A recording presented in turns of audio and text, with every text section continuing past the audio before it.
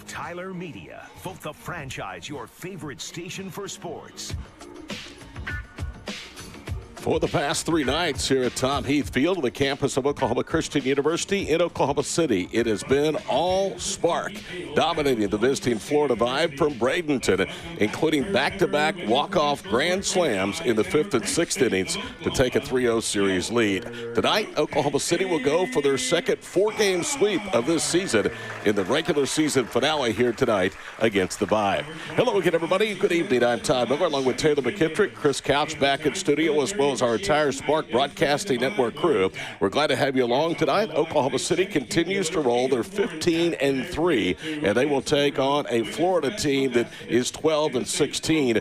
And Taylor, really, it's this simple. Florida's going to turn to Elizabeth Hightower, one of 4 arms they've used in the first 3 games of this series, in hopes of somehow trying to slow down this offensive onslaught. Yeah, and the one thing they're going to do to try to have high hopes in this game is get ahead early in those innings where they got to score against, but they got to go against Megan Golden to do that. Megan Golden will see her first action of the series. She has been very, very solid since joining the team last year, Taylor. And Oklahoma City's had 3 consecutive complete game efforts. They hope Golden makes it 4 for 4. Yeah, and every time I see her out here on the mound, she just dominates. So excited to see what she's going to do tonight. Mostly sunny skies, 91 degrees. It feels like 99. The wind is out of the south-southeast at 14 miles per hour. When we return, it's a look at tonight's starting lineups, and we'll throw the first pitch, the regular season finale from Oklahoma Christian. It's Oklahoma City and Florida coming up next on 107.7 The Franchise and the Spark Broadcasting Network. With Progressive's Name Your Price tool, you get coverage options based on how much you want to pay for car insurance. And then you decide how to spend the rest of your money because you're in charge. And right now, you're going to pay for groceries. But you decide what groceries. Just keep in mind you're running out of dishwashing soap. But you decide if you're going to buy that soap. It's just those dishes won't clean themselves, will they? Remember, with Progressive's Name Your Price tool, we'll help you find coverage at a fair price. And then you're in charge. Progressive Casualty Insurance Company and affiliates. Not available in all states. Price and coverage match limited by state law. DQ presents How to Make Your Summer Take Flight. Just head into DQ for a new Superman Cake Batter Cookie Dough Blizzard Treat. Treat your inner hero to an epic mix of sugar cookie dough, sprinkles, and cake batter flavor. Blend it all with legendary DQ soft serve, and it's enough to tempt Superman himself. Fly into DQ for our new Superman Cake Batter Cookie Dough Blizzard Treat before it's gone. And don't miss Superman. Only in theaters July 11th. DQ. Happy tastes good. Only at participating locations. Most people today are looking for power, performance, and an unbeatable value. And why should you be any different? That's why we're going to make it easy for you to come to Oklahoma's Truck King, Seth Wilding Chevy GMC in Pauls Valley. Right now, you can have your choice of a new Chevy Silverado Crew Cab 4x4 LTZ or a new GMC Sierra Crew Cab 4x4 and take 15% off MSRP. That's 15% off MSRP with many to choose from. Trust me when I say this, we have an amazing stockyard full of new trucks. Plus, bet that no one gives you more money for your trade than we do here in Pauls Valley. Also, I want to personally make sure you get the best small-town customer service, so ask for me, Joseph Dombrowski, General Manager, to help with anything you need. And here's the real difference that Seth is always backed up with over $24 million and counting on a promise. Tell him, Seth. That's my promise. Of oil changes and engines for life on new, used, gas or diesel at no additional cost to you. So experience the difference for less in the country at Seth Wilding Chevy Buick GMC on I-35 exit 72 in Pauls Valley, or click SethWildingGMC.com. GMC. We are professional grade. Welcome back here to the campus of Oklahoma Christian University in Oklahoma City. The Spark and the Florida Vibe, final game of this 4-game series, the final game of the regular season. Saturday, Oklahoma City will play their doubleheader in the Champions Cup Challenge. That will start on Saturday and conclude on Monday. All of the Oklahoma City Spark games right here on 107.7 The Franchise and the Spark Broadcasting Network. Let's take a look at the starting lineup. First of all, for Dot Richardson and the Florida Vibe, leading off playing right field tonight is Carmen Greenwood. Batting second at second base, Hannah Adams. Playing third base, batting third for the 4th straight game here in Oklahoma City is Taylor Pleasant. Batting cleanup in left field is Kara Caneto. Hitting 5th and at shortstop is Grayson Radcliffe.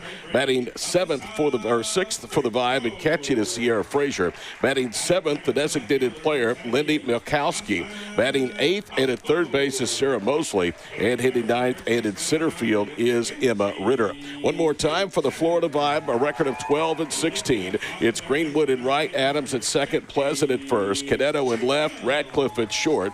Frazier is catching. Milkowski, who made her series debut last night as the catcher, will be the DP, followed by the third baseman Mosley and the center fielder Emily Ritter. Here's a look at the Spark starters tonight. Alyssa Brito will lead off and bat and play shortstop. Joshua Linallo bats second. She had 2 home runs last night in the victory over Florida. She will play left field tonight. Kenzie Hansen is at first base, batting third, and batting cleanup at third base for the Spark is Sydney Sherrill. Batting fifth and catching, Haley Lee. Batting sixth, the designated player, Elena Torres. Hitting seventh at second base, Rachel Becker. Batting eighth in center field, KK Madry. And batting ninth and in right field, Michelle Moultrie. One more time, it's Brito, Allo, and Hansen, Sherrill, Lee, and Torres, Becker, Madry, and Moultrie, for Oklahoma City. Let's listen in now to our national anthem as performed by somebody that's quite special to me, my wife, Mary Margaret Miller. Rise if you are able and remove your hats as we honor America and those who have protected and continue to protect our freedoms with the playing of our national anthem by Mary Margaret Miller.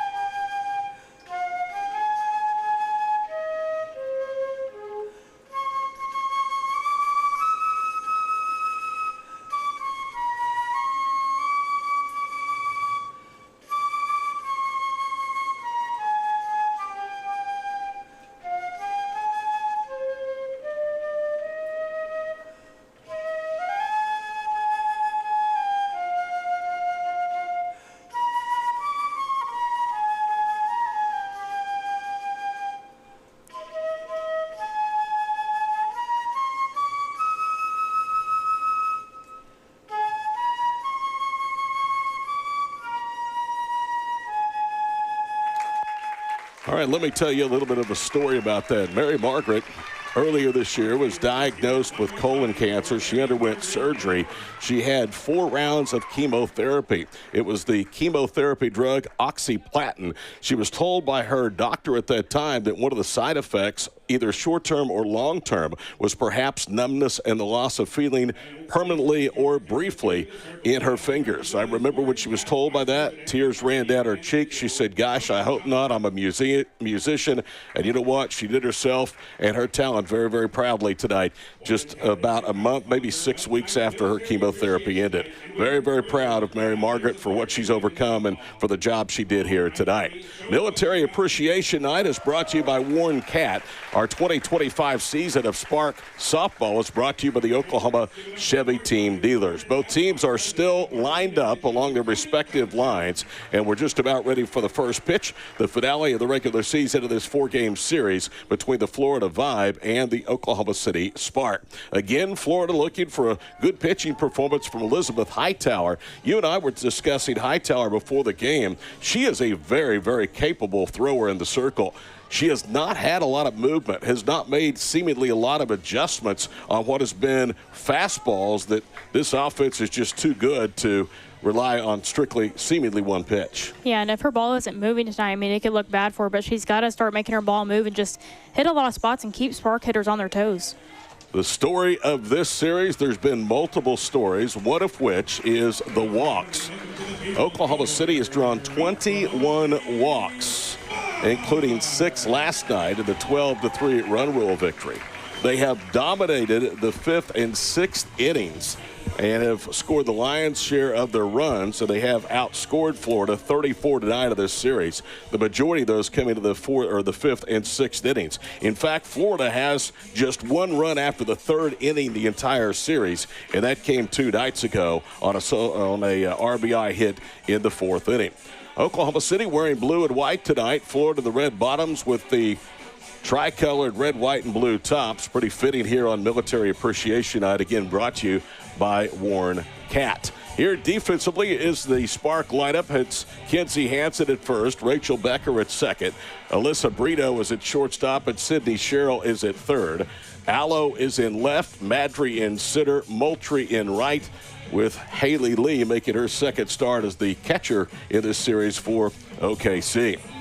One of the reasons that Spark pitching has been able to keep this Vibe offense, for the most part, in check is the fact that Carmen Greenwood has yet to really get going. She's 1 for 8, went 0 for 2 last night, and struck out 3 times here in the series. You can see her visiting with the home plate umpire, Troy Kuykendall, who gets his second chance behind the plate. He was the home plate umpire in Sunday night's series opener. Here we go. Right-hander Golden, left-hander Greenwood. The first pitch is upstairs, ball number 1. We're officially underway at 7:05 on a 91-degree evening here in the state of Oklahoma. 1 ball, no strikes to Carmen Greenwood. She has been the DP, the starting center fielder, now in right here in the finale of this series. If she takes high, 2 balls, no strikes. Golden's first pitch ball was the first opening pitch of the ball game, thrown by a Spark hurler that was not for a strike. However, they have been working behind the count early in games against the Vibe. There's a swing and a miss, and the count goes to 2 balls and a strike. We saw it with Amber Pfizer here 2 nights ago, but as Amber told Taylor on the postgame show, didn't really matter because when you have that offense behind you, you know that they're going to have your back at some point. 3 balls and 1 strike as Golden misses high.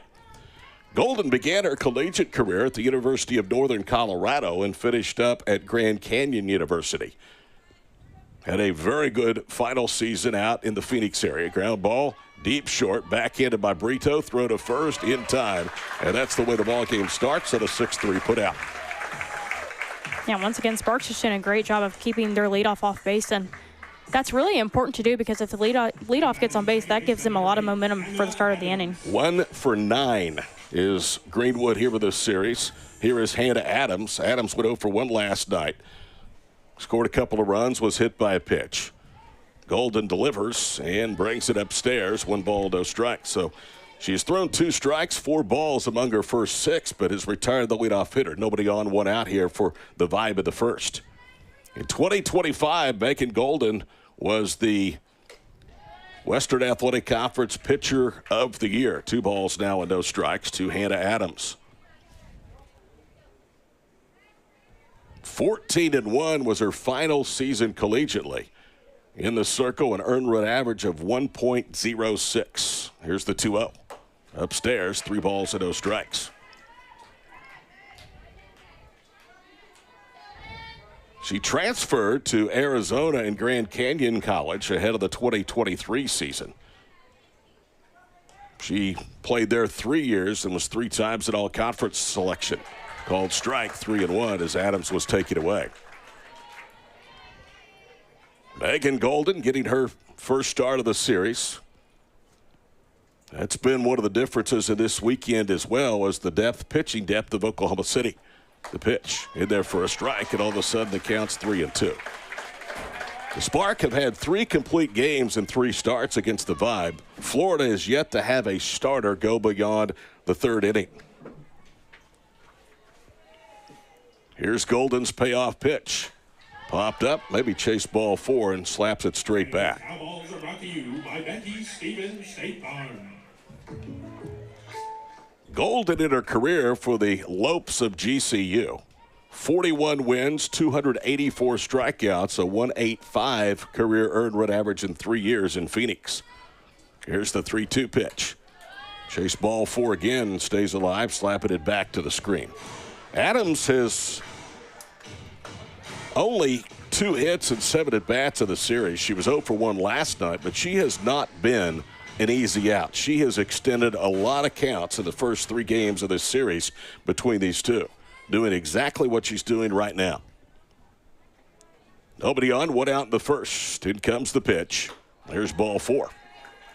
So a walk, and there haven't been many of those issued by the Spark pitching staff in the first 3 games, and now it becomes very dangerous for Golden as Taylor Pleasant comes to the plate. Taylor Pleasant is now 5 for 9 of the series. She was a triple shy of the cycle here 2 nights ago. Had 2 hits and a strikeout last night. Both hits were singles. First pitch misses away. 1 ball, no strikes. Taylor Pleasant in the 8-0 series opening victory turned in by Oklahoma City here on Sunday night. Went hitless, but she made up for it. 3 hits in game number 2. Flies that pitch down the line and left. Taylor into foul territory, and nobody will get there. Allo, Brito, and Sherrill. And Brito, the shortstop, went into a foot-first slide. The ball dropped in between all 3 of them. So the count evens, 1 ball, 1 strike. We do know, and we don't have the times yet, we do know the Spark will play their doubleheader on Saturday. Dave Myrick will have the call on both games of that for you. Andrew Shepard, the call of the game on Sunday. I'm back on Monday. Spark looking for back-to-back Champions Cup titles. Here's the 1-1.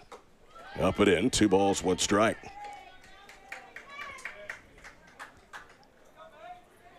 Maxwell last night made her home pitching debut for the Spark. Was very, very good.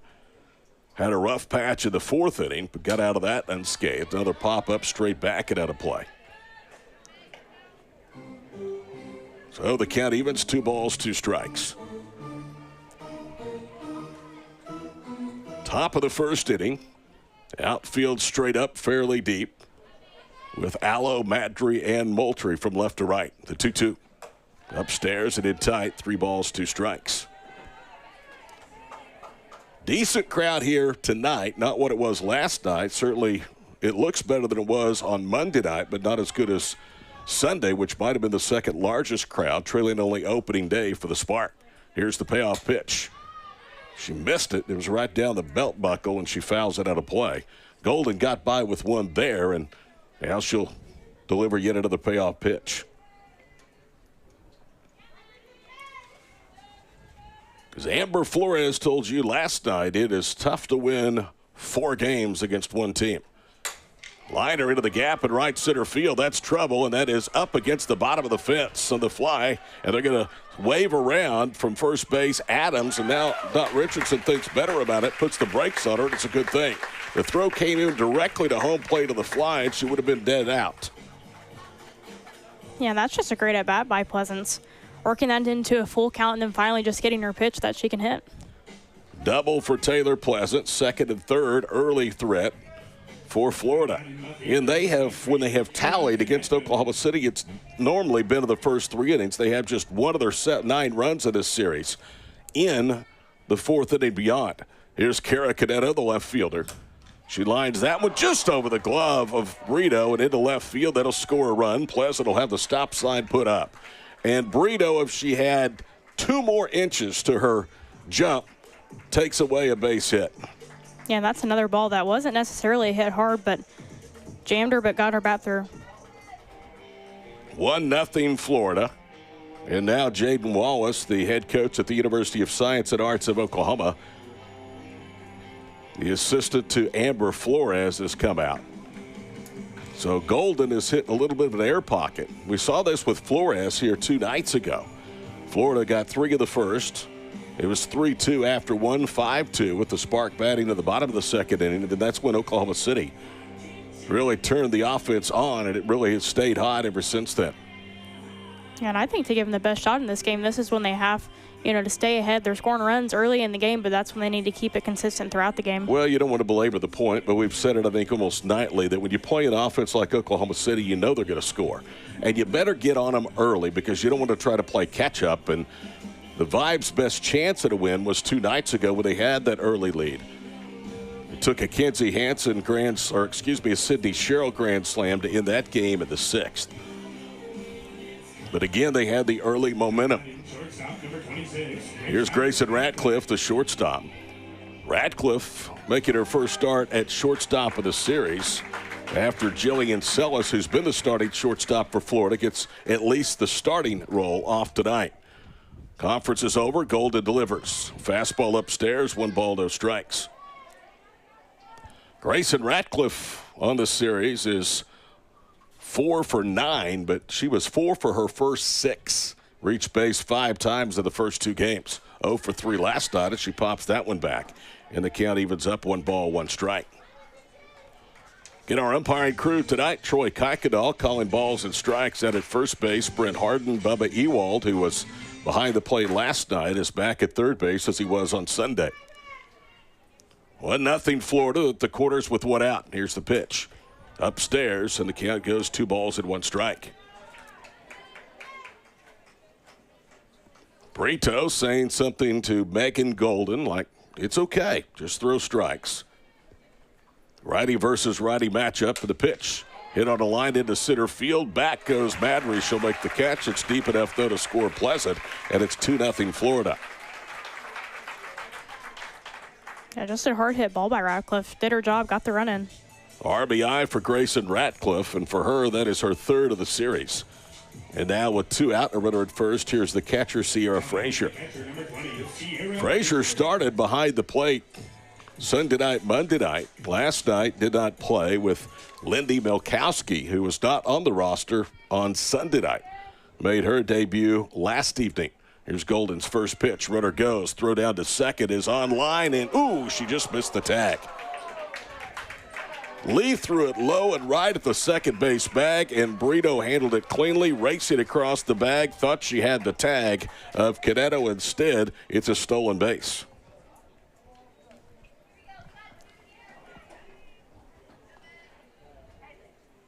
Frazier an RBI opportunity here in the first. 2-0 Vibe. A little jam shot out into shallow left. Brito has a read on it and makes the play to retire the side. A double, a single, a walk, and an RBI sac fly produces 2 after a half inning in the regular season finale from OKC. Florida 2, the Spark coming up on 107.7 The Franchise and the Spark Broadcasting Network.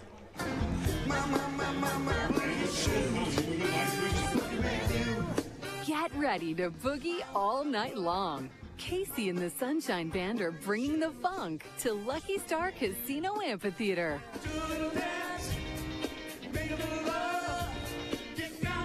On Saturday, August 16th, do a little dance with Casey and the Sunshine Band with special guest Morris Day and the Time. Tickets on sale now. Picture the most beautiful bouquet of colorful flowers in your head. If you're not a visual person, simply Google flowers. If you're currently driving, just wait for a red light.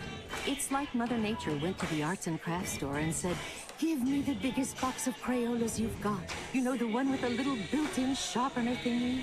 She paid for the crayons, of course. Mother Nature supports small business. And at Capitol Hill Florist, we get to play with Mother Nature's crayons every day. We select the freshest, most brilliant, longest-lasting flowers for arrangements guaranteed to brighten someone's mood. Flowers that say things like, I love you, I'm thinking about you, and I'm sorry for crashing your car, I was Googling flowers on my phone. So thanks, Mother Nature, for letting us play with your crayons. Order today at CapitolHillFlorist.com or by calling 405-FLOWERS. Because 405 Mother Nature's crayons is like way too many numbers. 2 runs, 2 hits off Megan Golden for the Vibe. Halfway through inning number 1, 2-0 Florida. Brito, Allo, and Hansen in that order to face Elizabeth Hightower. We've seen her in 2 of the first 3 games of this series in the circle. Hightower last night gave up the game-ending grand slam. In fact, she has given up game-ending run rule grand slams to Sydney Sherrill in game 2. And last night to Alyssa Brito. Alyssa Brito will bat in the leadoff spot. Coleman has the night off. First pitch is down and in, 1 ball, no strikes. Alyssa Brito's home run last night ended the game in the bottom of the 5th inning. It was her 2nd extra base hit, her first home run of the series. She now has driven home 5. Here's the pitch. Hit hard but fouled on the left field line. Count evens 1 ball, 1 strike. In the series thus far, Oklahoma City has hit 7 home runs. Florida is yet to hit 1 out of the ballpark. And if you watch their pregame batting practice, they don't hit a lot of balls out of the ballpark. They hit a lot of line drives. 1 ball, 1 strike to Brito. Here's the right-hander's pitch, and that's away. 2-1 the count. We mentioned that in the series, now 3 games old, the Spark have drawn 21 walks. They drew 6 last night. Of those 21 walks, 14 have scored. There's a fly ball deep to left field. It's trouble if it stays fair, and it is gone. Alyssa Brito makes it 2-1 on a Brito bomb.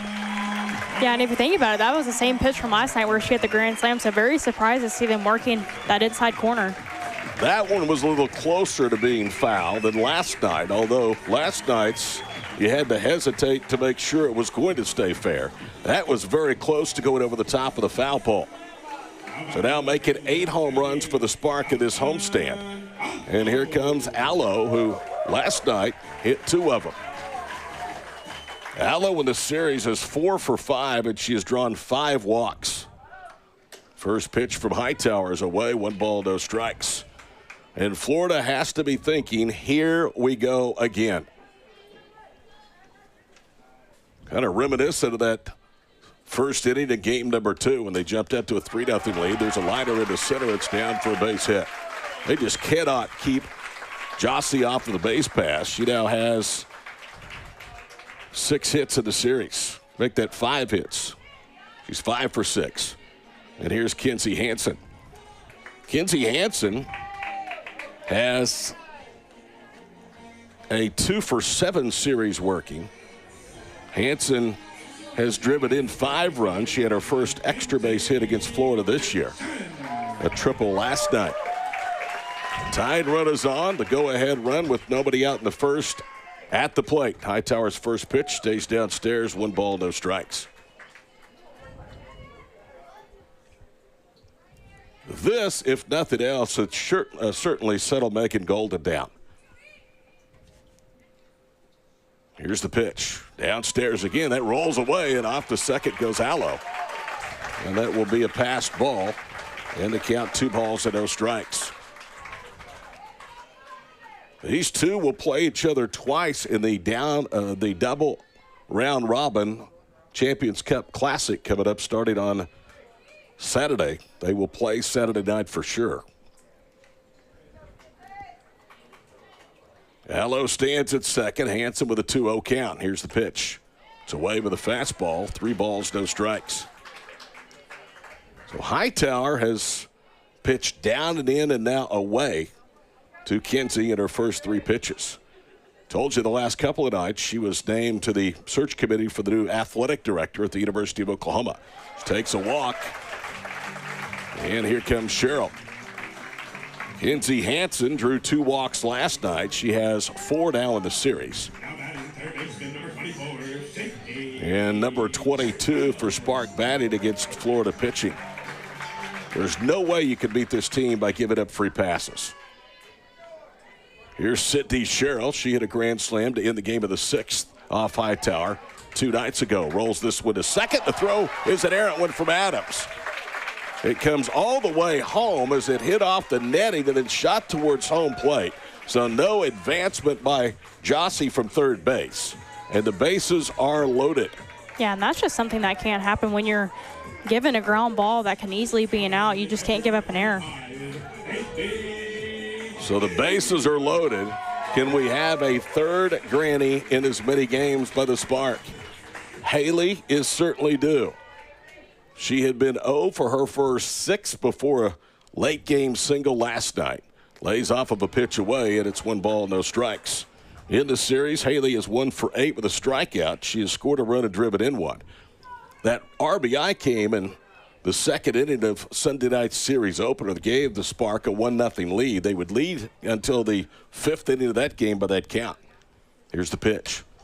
Fly ball left field. Caneto is there. She'll make the catch. Allo breaks towards home. Throw comes in. Mosley cuts it off, so no advancement. And Hightower records the first out of the inning. And it looked like Lee just got a little jammed on that pitch. Here is Alina Torres, the designated player. Torres last night 0 for 2. 2 for 4 in the first couple of games of the series. One of those 2 hits, a home run. Reno was homered just over the left field foul pole to cut the advantage for the Vibe down to 2-1. Bases are loaded. Now with one out for the Spark. Hightower brings it home and pumps a strike in there. 0-1 the count. That is the first time now in 5 hitters she's faced that she has started the count with a strike. She really should have 2 outs in the inning. The 0-1. Laid off of it. Hits the plate, shoots away, but not far enough for advancement. And it's even 1 ball, 1 strike. Sydney Sherrill put it right on the ground of the second baseman Adams, who had all sorts of time and then rushed the throw. And now we're going to get a visit out to the mound, as this is a very precarious situation very early in this game for the Vibe. New York will be here as well, comprising the 3-team Champions Cup Series. Those 3, along with Chattanooga, played last year in Tennessee. Chattanooga disbanded after 1 year. Spark won that tournament. Were runners up in a different format 2 years ago. So they have had, in very brief postseason history, a lot of success.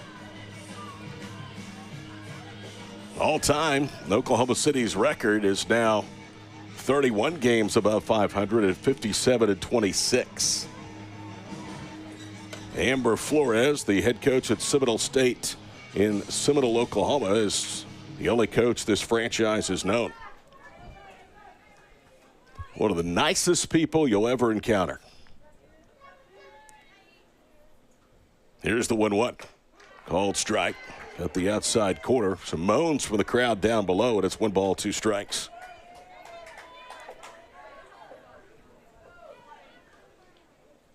Allo at third, Hansen at second, Sherrill at first.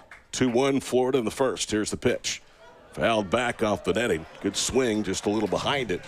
And it's 1 ball, 2 strikes. Yeah, and just missed that. Just barely late. Should have done a little bit earlier. I think we could at least had 2 runs on that hit.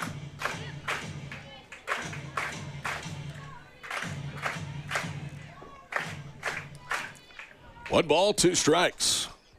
Hightower trying to keep this game in the lead of the Vibe, and there's a soft liner in the right field. It's caught by Greenwood, who quickly gets it back into the infield, and no advancement again. So Torres hit that ball right on the screws, and it was about eye-level high for Carmen Greenwood. Now 2 fly ball outs to the corner spots of the outfield, and the lead still remains 1 for the Vibe. This would be huge for Florida. Hightower's confidence and the confidence, Taylor, in general of this Vibe team. Yeah, they've really stepped it up, or I guess Hightower's really stepped it up these last 2 batters. Here's Becker, 3 walks in the first 2 games. She is 0 for 3 last night. First pitch is away, 1 ball, no strikes. Rachel Becker, the starting second baseman. She has been penciled into second base as a starter each of the last 3 games. Came in late as a defensive replacement on Sunday night. Hightower brings it home. And a little tapper foul, and it's 1 ball, 1 strike. Rachel Becker left Purdue as their all-time leader in career runs, second in batted average and doubles, and was among the best all-time at Oklahoma State. Here's the pitch. Popped up down the line and left. It's tailing towards the foul line. Caneto in fair territory makes the catch. And how about that? Hightower allows the first 4 to reach and only gives up 1. 1 run, 2 hits, 1 error, and 3 left after 1. Vibe 2, Spark 1 on 107.7 The Franchise and the Spark Broadcasting Network. 107.7 The Franchise is your flagship station for Oklahoma Sooner football. And all summer, we'll look back at some of the greatest games in Sooner history with a classic Sooner series brought to you on The Franchise by the Seth Wadley Auto Group, Park at West Point Apartments, a Case & Associates property, and by Riverwood Casino. Saturday at 1 p.m., the Sooners take down Florida State to win the national championship in 2000 on your home for the Sooners. 107.7 The Franchise. This summer, stay and play at the Greens Country Club. Enroll now in our family social membership for only $115 a month and enjoy 3 sparkling pools.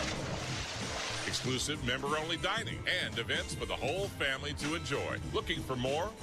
Golf memberships are available starting at $450 per month, and new enrollees receive 50% off the initiation fee. Plus, all new Racket and Social members get $600 in credits with no enrollment fee. But act now, as these incentives will expire soon. Call the Greens Country Club at 405-775-2117 or email join@thegreenscc.com today. That's 405-775-2117 or email join@thegreenscc.com. The Greens Country Club, where summer fun begins.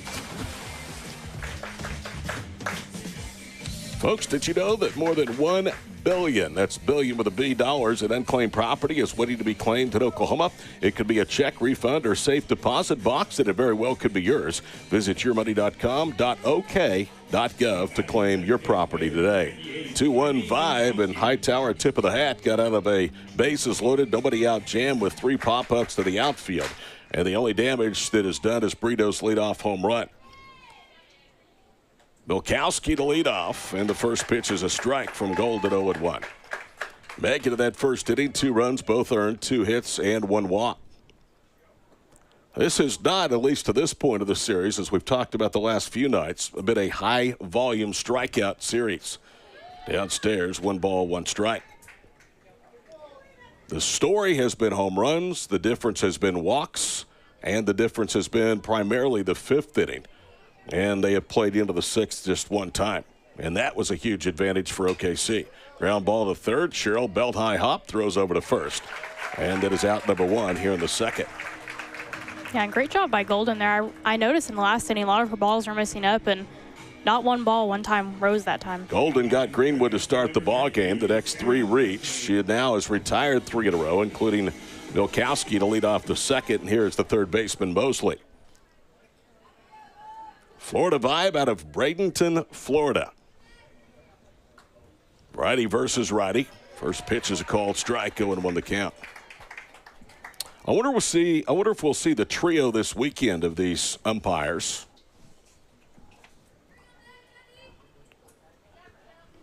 You would think they're already in town. Here's the 0-1. Off speed. Just misses. 1 ball, 1 strike. Partisan crowd didn't care for the call that time of Kuykendall. 1-1 from Golden. Hit hard but foul towards the 3rd base dugout. Advantage Golden, 1 ball, 2 strikes.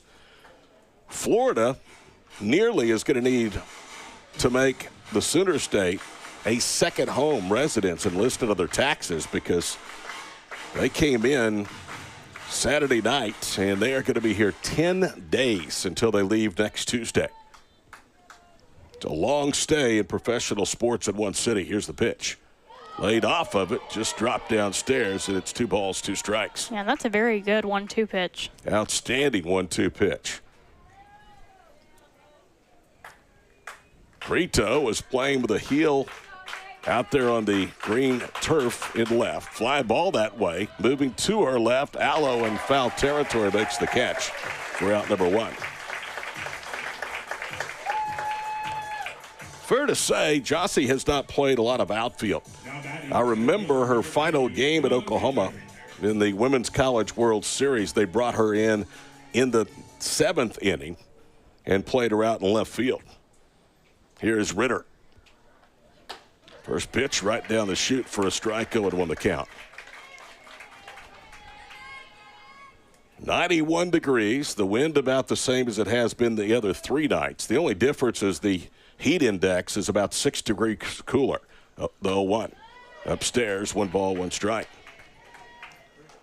It's been about 104 or 105 in terms of the heat index at the first pitch of each of the last 3 nights. Tonight it was a balmy 99 degrees. Here's the 1-1. In there for a strike, 1 ball, 2 strikes. And I think one of the differences was that we had some cloud cover here in the Oklahoma City area for maybe an hour, 2 hours, 2.5 hours before 5 o'clock, and then it started to break around 5:30. 1-2 pitch. Down and in, 2 balls, 2 strikes. So what I have basically described to you is just a typical summer day and night in Oklahoma. Not much changes. There's wind, there's sun, there's humidity, and there's a lot of heat.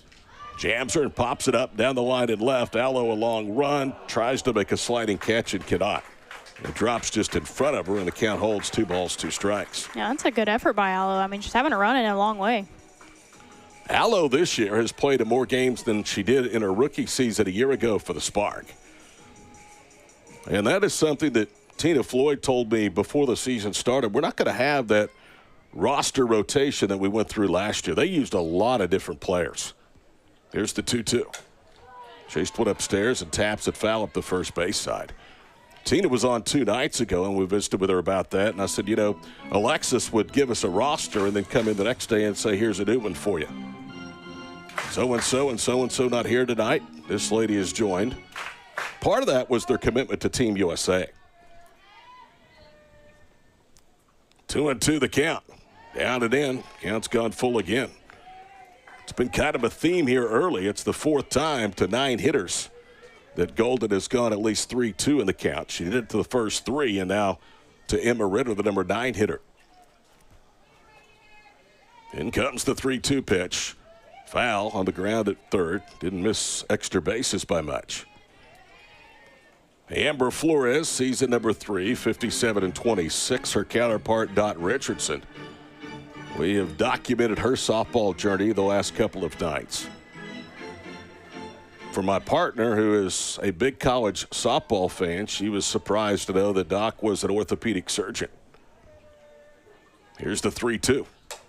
Got her to pop it up behind home plate. Down the line at first. It's Lee, and she can't make the play as Hansen came charging it as well. You can almost see that coming because Haley never really looked very comfortable, and that ball moved just a little bit from her right to left and had her reaching.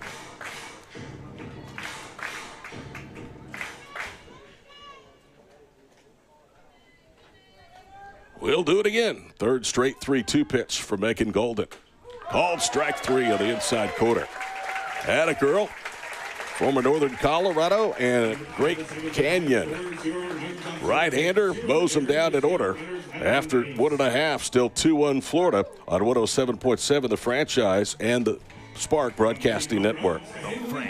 One of the things that we've worked with is the decision-making. Important that decision-making is knowing when to take the hit, when to check down, identifying quickly when I need to take off and runs, which Drama 2 is talking about. The Franchise Morning Show. If you've got Jade Knott, if Taylor Tatum's taking snaps, Xavier Robinson showed that he's pretty comfortable catching out of the backfield late last year. Feels like a pretty comfortable group to check down to, especially when it's The Franchise Morning Show with Eddie Radosevich and Ryan Chapman on 107.7 The Franchise. Accidents happen despite your best attempt to avoid them. If you're involved in an accident, don't make matters worse by sending your vehicle to an inferior body shop. OKC Auto Works auto paint technicians have the latest state-of-the-art equipment available to help make your car just like new. Plus, OKC Auto Works offers a lifetime warranty on all collision repairs. OKC Auto Works, your complete car specialist on 89th between I-35 and Shields. Call them at 405-364-8200 or visit them online at OKCAutoWorks.com. It's a swing to your soul, a drive to your dreams. Tune in every Sunday at 8 a.m. to the Red Dirt Golf Hour on 107.7 The Franchise, or find the show on the FranchiseOK.com podcast page. Discover Oklahoma's finest fairways, hidden gems, and the greens that challenge. Brought to you by the Oklahoma Golf Trail, where every course is a new adventure. Visit Oklahoma.golf for more information on the best courses in Oklahoma. The Red Dirt Golf Hour, your weekly tee time for the love of the game. Madry and Moultrie, and then Brito, who has accounted for the only Oklahoma City run of the night. A solo shot just over the left field foul pole back in the first. 2-1 Florida. We're in the bottom of the second. KK Madry is 2 for 3 of the series. Has driven home a run and scored 4 times. KK gets the start, taps that one foul, and it snowballs at 1 strike. KK Madry from Liberty University, as Taylor pointed out a couple of nights ago, that she's at a little bit of a disadvantage because a lot of her former teammates and her former head coach are on the other dugout. representing the Florida Vibe. Here's the 0-1. Didn't mean to, went around, and it's no balls, 2 strikes.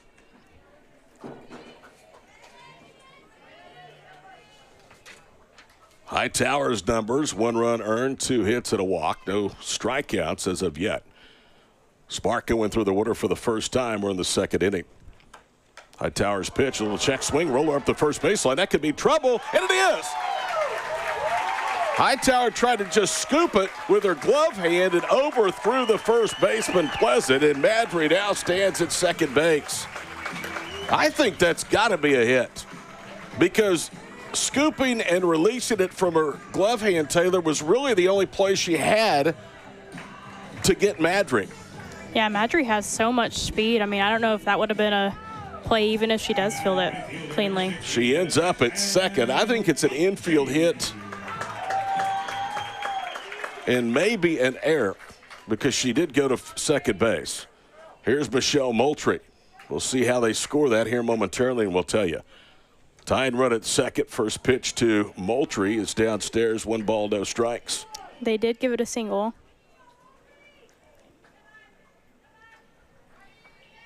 No error on the play? But they did give her an error. They just updated. Advance a second on the error. Yep. It'll be an error, E1. So infield hit, E1. Madry at second base represents the tying run. Pitch to Moultrie is away. 1 ball, 1 strike. You brought up an interesting point before we came on tonight about if you're Michelle Moultrie, how long do you continue to play? She's clearly the veteran. She still has skills and ability to play with the younger talent and succeed at this level. Ground ball to second. It'll advance the runner. Adams is up with it and throws to first. So the tying run just 60 feet away. And a productive out for Michelle Moultrie, the Hall of Famer from the University of Florida. Yeah, I mean, she just really knows how to get her job done. Here's Brito. Can she homered? She is homered now off Hightower at her last 2 at-bats, dating back to the 5th inning of last night's game and the leadoff home run here to start this game. First pitch in there for a strike off speed. No balls, 1 strike. It has been beautiful here. We've had beautiful summer nights. That's not to say it's comfortable, but it is beautiful. And tonight, the most comfortable night of the 4 games in this series. Here's the 0-1.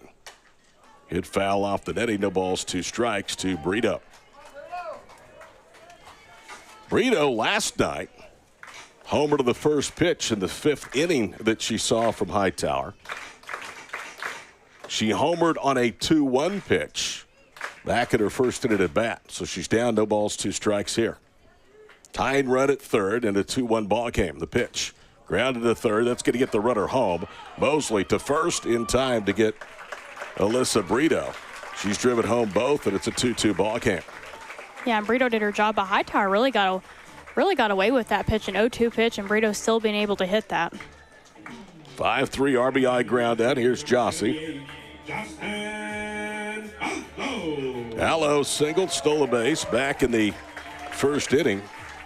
She was the second of what turned out to be 4 consecutive Spark base runners, but after Brito homer, they left the bases loaded. Run is unearned off of Hightower in the inning. First pitch is a strike to Jossie, and it's 0-1. All foul balls this season brought to you by Becky Stevens of State Farm, and our 2025 season proudly presented by the Oklahoma Chevy Team dealers.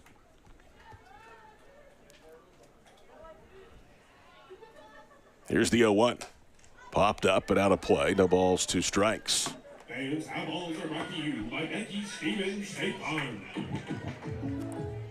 Wind has actually picked up a little bit from what it was earlier. It was about 14 miles per hour at first pitch at 7:05. That flag a little bit more starch now out in right center. So anything elevated will have a chance. Here's the 0-2. Fastball away, 1 ball, 2 strikes. Spark calling Tom Heath Field home for the first time here in 2025. Last year and a half was spent at Devon Park. First 6 games 2 years ago with the franchise was played at UCO. Just down the road from here, 2 balls, 2 strikes. Oklahoma Christian has been as gracious of a host as you would ever hope to find, imagine to find. They have really rolled out the red carpet this summer. 2 balls, 2 strikes. Upstairs with a fastball. She laid off of it. It's 3-2. Yeah, Hightower's last 3 pitches have not even looked competitive, working yourself and starting early in the count 0-2 and then just 3 straight non-competitive pitches. Being very, very careful with Allo. One swing of the bat could give the Spark their first lead of the night. They've rallied from an early 2-0 deficit. Here's the payoff pitch. Hightower brings it in. It was in on the handle, and Elizabeth fortunate there. Count holds 3 balls, 2 strikes. Again, you wonder the thinking of how to pitch to her. Do you intentionally, unintentionally walk her? Although Hanson and then Cheryl are right behind her, but Jossie can do so much damage with the wrong pitch. Here's the 3-2. Lines that one foul, and that's headed towards the Vibe bullpen. You know, we were talking about Oklahoma Christian basically turning the keys over to the Spark for about 6 weeks. It's not a long season, but it is one in which you basically give up your facility, and it becomes someone else's home ballpark. 3 balls, 2 strikes. Here's the pitch to Allo. Hit hard and like a bullet off the netting to the third base dugout.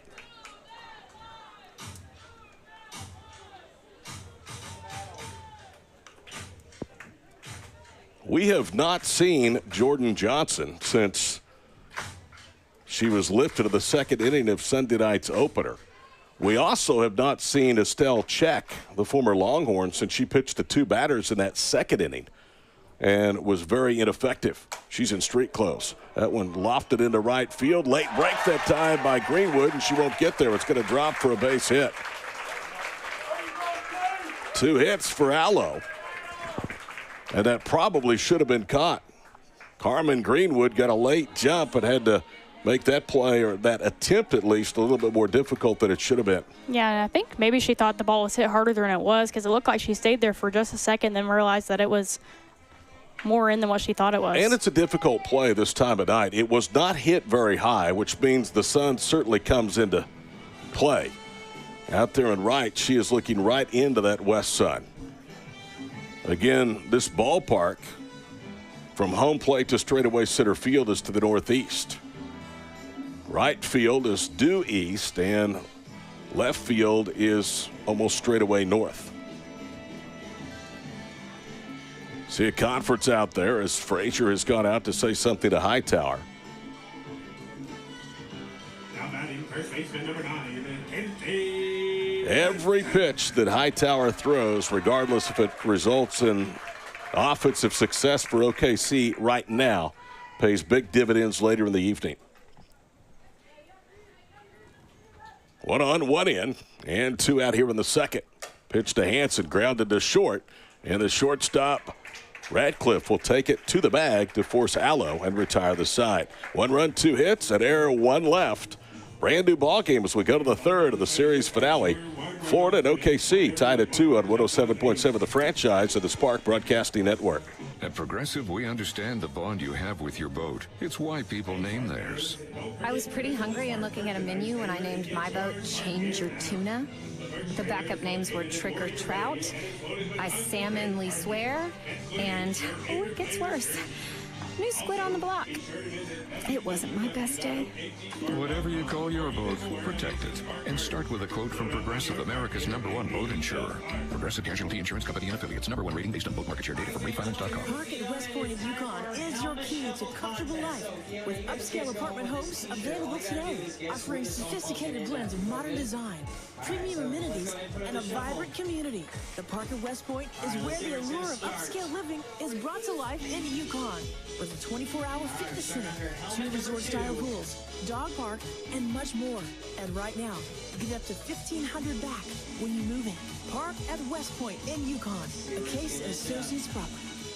First Serve OKC invites the community to its annual Raise Your Racket fundraiser on Friday, September 26th from 6 to 9 p.m. at the OKC Tennis Center. Whether you're a tennis fan or just love a good cause, this event has something for everyone. Enjoy food, drinks, raffle prizes, auction items, and a special appearance by tennis legend John Isner. All proceeds support First Serve OKC's mission to provide tennis, mentoring, life skills, and education to youth across Oklahoma City. Tickets and sponsorships are available now at firstserveokc.org. 2-2 our game. We go to the top of the third inning, regular season finale here at Tom Heath Field. Ty Miller, Taylor McKittrick, the crew with you on the franchise of the Spark Broadcasting Network. Golden about to embark on the second time through the Vibe lineup. She'll get 1, 2, and 3 here in the inning. Don't forget to stay up to date on all things Oklahoma City Spark softball by following us on Facebook, Twitter, Instagram, and TikTok. More information and to purchase tickets as well, simply go to OKCSpark.com. Greenwood rolled out shortstop to first to start the ball game. She swings and misses at what looked to be an elevated changeup, but it's 0-1. Yeah, Golden just has some wicked spin. Greenwood has had a forgettable start to her 10-day stay in Oklahoma. Lines that one right to the shortstop Brito for out number 1. It's not like she's not putting the ball in play. She just is just like that, hitting them right at defenders. Here's Hannah Adams, walked and scored one of the 2 Florida runs back in the first. If you're just joining the Vibe, took a 2-0 lead. Oklahoma City got a Brito home run to make it 2-1 and then got an unearned run in the bottom of the second to tie the game at 2. 1 ball, no strikes. Hannah Adams started all 4 games for the Vibe in this series at second. Good swing and just missed it as she fouls it back to the netting. 1 ball, 1 strike. The Oklahoma City Spark would like to thank the Oklahoma Chevy team dealers for their support of the first women's professional fast-pitch softball team here in the state of Oklahoma. 1 ball, 1 strike. Righty Golden, lefty Adams.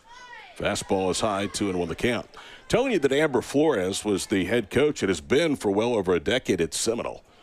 2 of my favorite people ever are listening tonight, and one of them happens to be Amber's assistant. It used to be Josie Sparks. It's Josie Frank. Her and her husband Tyler recently had an addition to their family. 2-legged, not 4-legged. Certainly glad that they are listening tonight. Covered both of their athletic careers at Oklahoma Baptist, and 2 of the finest people I've encountered. Josie, though, working for Amber at Seminole State. There's a liner into left, down for a base hit. So a 1-out hit, and Adams is aboard for the second time. Here's Taylor Pleasant, who doubled and scored the second of the 2 Vipe runs back in the first. I always appreciate our fans, our viewers, and our listeners tuning in wherever you may be and however you may be accessing our broadcast. It's an honor to bring you the 2025 Oklahoma City Sparks season. First pitch from Golden, downstairs, 1 ball, no strikes. So Adams has really been pretty good protection for Pleasant in this series. They need a little bit more, though, from Cadetto. 1-0. Grounded up the middle. Diving attempt by Becker into center field for a base hit. So the 2 and 3 hitters now have reached twice in their 2 appearances against Golden. And first and second with 1 out for Kara Cadetto. Yeah, they're the ones that have really got the momentum started for the Vibe.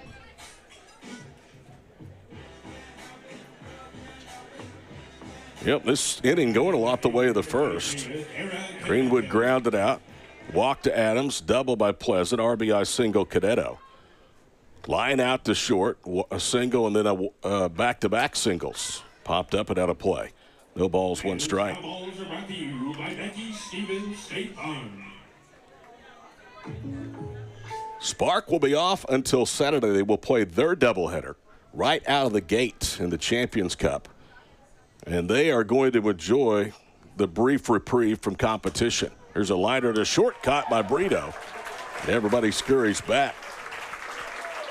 That was not the easiest play by Brito. That was a sinking line drive, and it was starting to drop as it got to her. She made the backhanded catch right near her kneecap. Yeah, and then right after that, she was looking to double someone off. Here's Grayson Radcliffe, who had an RBI sac fly. That extended the lead to 2-0 to the first. Spark have since rallied. We're tied here in the third. Golden brings home the pitch. And it's a strike on the outside corner, 0-1. Golden so far has given up 2 runs on 4 hits. And it's been the top of the order, top of the middle, that has done the damage. That one bounces to the plate, blocked by Lee. Good job by Haley. It rolls up the third baseline, but no advancement. 1 ball, 1 strike.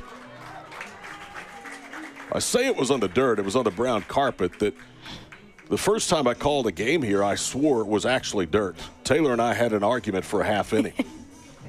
It looks just like dirt. 1 ball, 1 strike. Here's Megan Golden's pitch. Fastball on the outside corner. Caneto acted like she was going to chase, did not, and probably should have.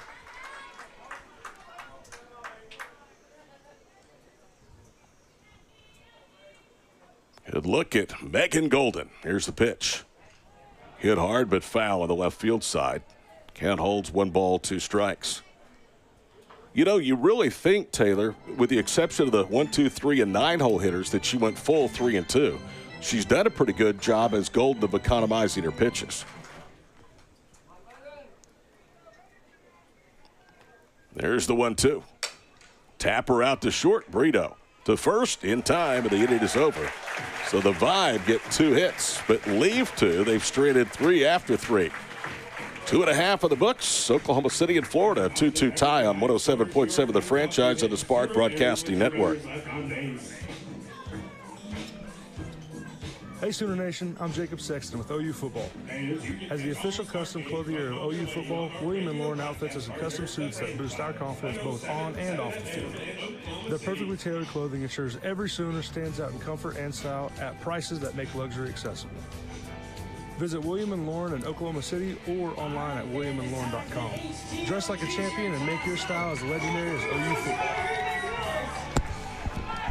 Most people today are looking for power, performance, and an unbeatable value. And why should you be any different? That's why we're going to make it easy for you to come to Oklahoma's Truck King, Seth Wilding Chevy GMC in Pauls Valley. Right now, you can have your choice of a new Chevy Silverado Crew Cab 4x4 LTZ or a new GMC Sierra Crew Cab 4x4 and take 15% off MSRP. That's 15% off MSRP with many to choose from. Trust me when I say this, we have an amazing stockyard full of new trucks. Plus, bet that no one gives you more money for your trade than we do here in Pauls Valley. Also, I want to personally make sure you get the best small town customer service, so ask for me, Joseph Dombrowski, General Manager, to help with anything you need. And here's the real difference that Seth is always backed up with over $24 million and counting on a promise. Tell him, Seth. That's my promise of oil changes and engines for life on new used gas or diesel at no additional cost to you. So experience the difference for less in the country at Seth Wilding Chevy Buick GMC on I-35 exit 72 in Pauls Valley, or click SethWildingGMC.com. GMC, we are professional grade. Sydney Sherrill, Haley Lee, Elena Torres, heart of the order for Oklahoma City. Bottom of the third inning, a 2-2 tie. And we will have radio and video coverage of the Spark games from the Challenge Cup coming up this weekend. Dave Myrick of Tyler Media will be on the call for 2 games on Saturday, and then Andrew Shepard will be on the call Sunday. Taylor and I will work together for the final time on Monday in the finale. Here's Sydney Sherrill, reached on a throwing error by the second baseman Hannah Adams. One of 3 base runners that Oklahoma City stranded back in the first inning. Called strike, pitching away to the former third baseman from Florida State, native of Oklahoma. 0-1 the count, nobody on, nobody out, bottom of the third. Here's the pitch. Upstairs, 1 ball, 1 strike.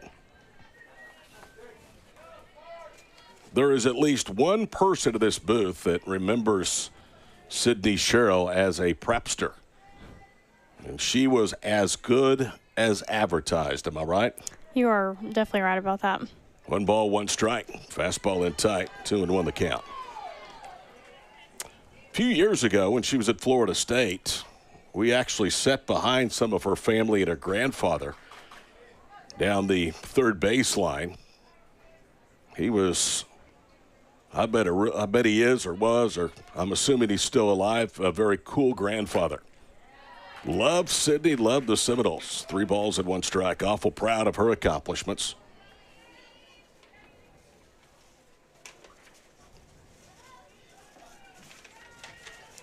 She has been an assistant coach at Grand Canyon.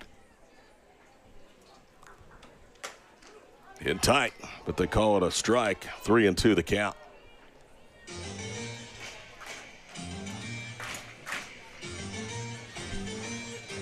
Back in 2022, Sydney Sherrill, before the formation of the Spark, played for the Athletes Unlimited Softball League. 3-2 pitch, lifted up and foul. The summer of 2017, she played with the U.S. Junior Women's National Team. Won a national title for Florida State back in 2018. In fact, she was the last non-Sooner to win a national title before this last year. 3 balls, 2 strikes. The other liner foul. She once hit 3 home runs in a game. That is still today. And she's been out of college for a few years. That's still a single game record in Tallahassee. And you want to talk about somebody that shows up and plays every day. She has for the Spark. And she did for the Seminoles. 283 career games for Sydney Sherrill. 3 balls, 2 strikes. Hightower delivers. Upstairs, good at bat.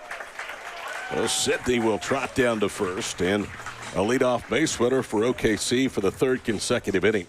Yeah, really good at bat. Fouling off 2 pitches going into a full count, and then having the good discipline not to swing at that rise ball. Here's Haley Lee. She flew out to left field, and Kara Caneto are only tied up. Still looking for Haley to put one on launch track. Fastball away, 1 ball, no strikes. It's coming, I'm telling you.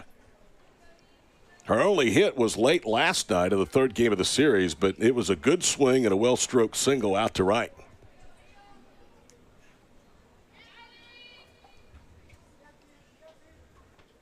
In comes the 1-0 pitch. Fisted down the line and left, but foul. That shows you her power right there. That was down near the handle. And she just got a really good swing on it and made good contact, as good as you can to that location.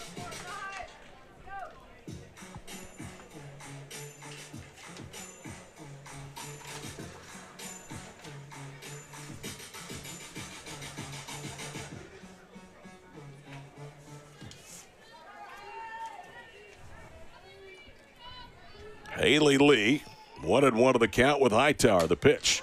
Fly ball, left field, and there it is. It is gone. Haley Lee, and we told you it was coming. A majestic blast over the left field fence, and the Spark have their first lead of the night. It's 4-2. Yeah, what a good in-bat adjustment. I mean, she got jammed on that last pitch that she got thrown inside, and then just making that adjustment, getting her hands to the ball. 2nd home run, and now 3 of the 4 Spark runs have come on the big fly. You knew it was a matter of time for Haley. Here is Torres, who flied out to right, her first time out. So for the 2nd time in 3 nights, a crooked number lead early evaporates for the Vibe.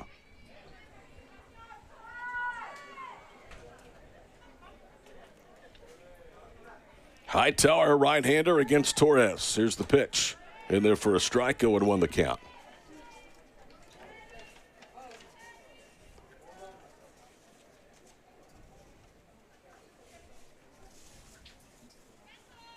See if this rattles Elizabeth Hightower. Called strike away. So far it hasn't. 0-2 to Alina Torres. Wearing number 40. In white, trimmed in gold on the back of the blue jerseys with the names in white on the back. Spark logo on the front. Here's the 0-2. High and away, 1 ball, 2 strikes.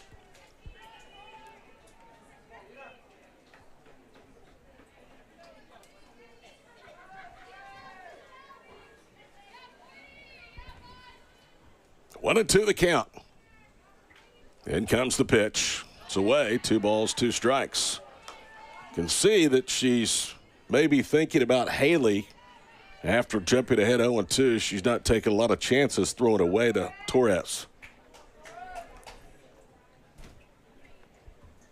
Now the 2-2. High and away. 3 balls, 2 strikes. After opening with 2 strikes, the last 3 have not even been close. Yeah, I think she's trying to work that outside corner. I mean, I think the past few inside pitches that she's thrown have been out of the park. 3-2 the count. 2 in, nobody out. 4-2 Oklahoma City here in the third. Hightower winds and brings it home, and it's downstairs for ball 4. The Spark this year, and we've talked about it the prior nights, have just obliterated Florida pitching, and that has to be in their minds. They have scored 11 or more runs in all of their wins this season. The only game that they were held down was a 6-4 loss in the getaway game in Bradenton a couple of weeks ago.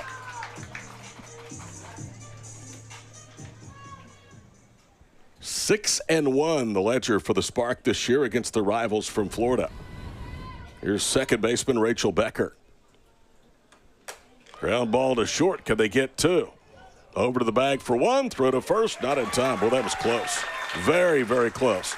In fact, Pleasant had her hand on her hip just looking at the first base umpire because she really thought that they had turned that over. Yeah, and I think he made the right call. I think, literally probably half of a second. I think she beat it out. 6-4 fielder's choice. Here's KK. Madry, an infield hit, went to second on the throw-in error on the attempted play by Hightower, and then came around to score on the RBI ground out 2 hitters later by Brito. That tied the game at 2. Haley Lee with a majestic shot, driving home 2 here in the third, has the Spark on top for the first time. First pitch to Madry. They bring the corner in at third. It's upstairs. 1 ball, no strikes. Players like Moultrie, like Madry, like Riley Boone just put so much pressure on a defense because you always have to be aware of the slap hit or the bunt. Boone beat out one last night in her only at bat. Check swing, blooper into center field, down for a base hit. Holding at second is Becker. And Madry just literally stuck the bat head out and then kind of softly released it and blooped it in. And Hightower slammed the rosin bag down. She was disgusted by that. Yeah, my only guess there was that was a hit and run because Rachel Becker was only 1 step away from second base. So Madry just doing anything that she can to put the bat on the ball. There's Moultrie, a chance to add to a 2-run advantage for Oklahoma City. Moultrie 0 for 1 with a ground out to second. Less than a week to see one of the best softball teams in the world called Strike 0-1. Tickets at OKCSpark.com. Right field bleachers have seen a little bit more of a crowd develop out there than what we had earlier. Probably the 3rd largest crowd of the series. Here's the 1-0. In tight. 2 balls, no strikes. Crowd didn't like that as it came in on Moultrie. It is Military Appreciation Night, brought to you by Warren Cat.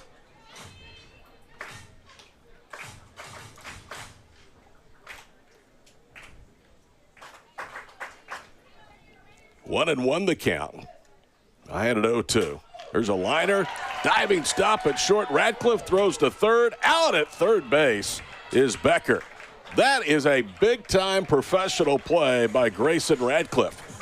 She only had 1 play. The ball was not quite hit enough to bleed into the outfield for a base hit. She dove to her right and then threw to third, and everything had to be perfect to get Becker, and it was. Yeah, just got a good jump right off the ball when it was hit. And, if you don't make that play, they have bases loaded with 1 out with the top of the lineup coming up. So props to Radcliffe on that. First and second, 2 away for Brito, who's driven home 2 of the 4. Lays off of a fastball away and takes it outside. 1 ball, no strikes. First time we've seen Grayson Radcliffe at shortstop. It's been Sellis the first 3 games of the series, but that was a big league play. It has to boost Hightower's confidence. Here's the 1-0. Away, 2 balls, no strikes. 2 more home runs tonight, 9 in the series. 18 home runs for Oklahoma City in the last 5 games, dating back to the finale in New York last week. Here's a 2-0. Hit well into right center field. That's down for a base hit. It's going to score 1. Heading for third base now is Moultrie. She'll come around to score, and standing safely with a 2 RBI triple is Brito, and it's 6-2 OKC. Yeah, just a good piece of hitting by Brito. She knew they weren't going to work her inside with her past 2 balls being home runs. So working on the outside corner, just going where the ball took her. And there was actually a bobble in right field that allowed Moultrie to come around and score. Brito with a 4 RBI night in the first 3 games of this set. Brito had driven in 5 runs, so she has really feasted on vibe pitching. Here is Jossie Allo. First pitch. Just misses away with a fastball. 1 ball, no strikes.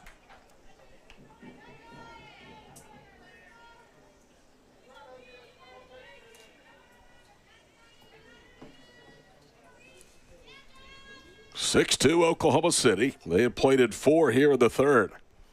Hightower's pitch inside. 2-0 the count. Troy Kuykendall is our home plate umpire.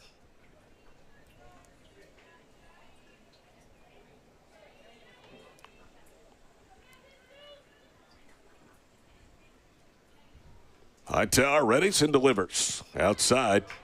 3 balls and no strikes. And she's being very, very careful. But Allo, she could hit with or without protection. But I'm telling you, when you have the likes of Brito in front of you and Hansen behind you, there's a reason she's walked as many times as she has. She has 2 singles tonight. Now has 6 hits in 4 games against Florida pitching. Here's the pitch. Outside, ball 4. So first and third for the number 9 hitter in the inning, Kinsey Hansen. This all started with a walk. Sydney Sherrill came around with Haley Lee's majestic home run. Another walk, a single, a fielder's choice, and a 2-run triple. The floodgates seemingly have opened.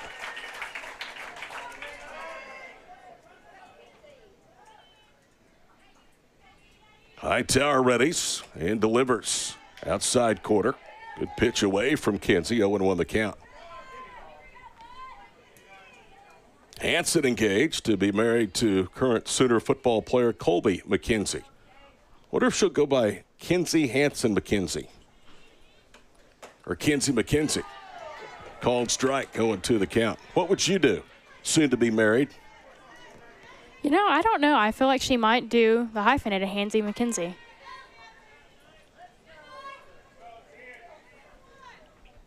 Call her what you want, but call her a darn good softball player in the process. Swing and a miss. Boy, she chased a pitch. You never see her chase.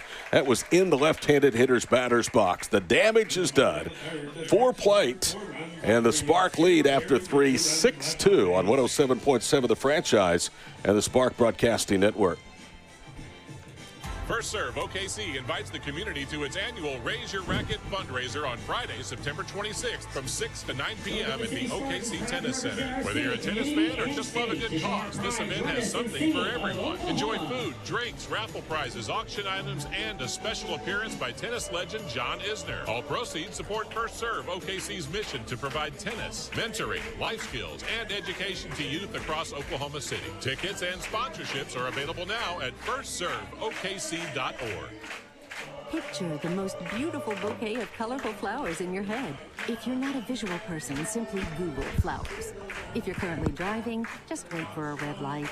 It's like Mother Nature went to the arts and crafts store and said, "Give me the biggest box of Crayolas you've got. You know, the one with a little built-in sharpener thingy?" She paid for the crayons, of course. Mother Nature supports small business. And at Capitol Hill Florist, we get to play with Mother Nature's crayons every day. We select the freshest, most brilliant, longest-lasting flowers for arrangements guaranteed to brighten someone's mood. Flowers that say things like, "I love you," "I'm thinking about you," and "I'm sorry for crashing your car. I was Googling flowers on my phone." So thanks, Mother Nature, for letting us play with your crayons. Order today at CapitolHillFlorist.com or by calling 405-FLOWERS. Because 405 Mother Nature's crayons is like way too many numbers. Megan Golden has given up 2 earned runs, 4 hits, no walks, and only 1 strikeout. We go to the 4th after a 4-run, 3-hit bottom of the 3rd has propelled Oklahoma City to a 6-2 lead. Welcome back to the booth. Todd Miller, Taylor McKittrey with you on 107.7 The Franchise of the Spark Network. Here's Sierra Frazier, the catcher, and Golden opens with a strike away, 0-1 the count. Some clouds back to the north and northeast. There's been a little bit of rain last couple of days here in the Sooner State. Here's the 0-1. Nothing here, though. 1 ball, 1 strike. Megan Golden, 3 years in Phoenix, a 1.85 earned run average with 41 wins. Swing and a miss. 1 ball, 2 strikes. She lowered her career earned run average at Grand Canyon by, as we told you earlier, throwing a 1.06 ERA. Back in 2025, she was the WAC Pitcher of the Year. Here's the 1-2. Liner right at Brito. Made a leaping catch.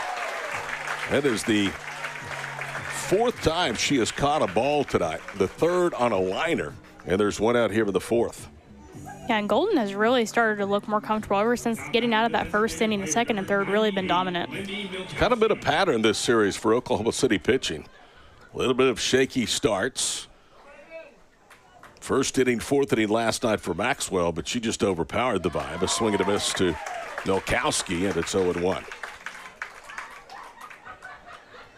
And again, I think that comes from what they tell you and what you watch, and that's if you limit the damage, the offense is going to be there. Swing and a miss, upstairs fastball, no balls, 2 strikes.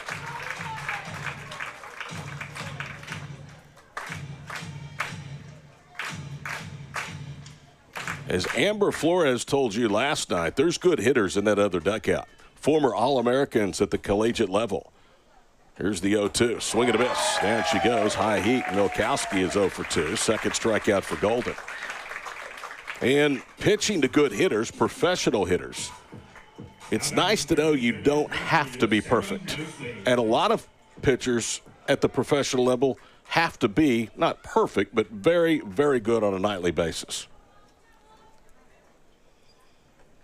Here's Mosley, fouled out to Allo and left. First pitch, a strike, 0-1. Golden has retired 4 in a row, 5 of the last 7.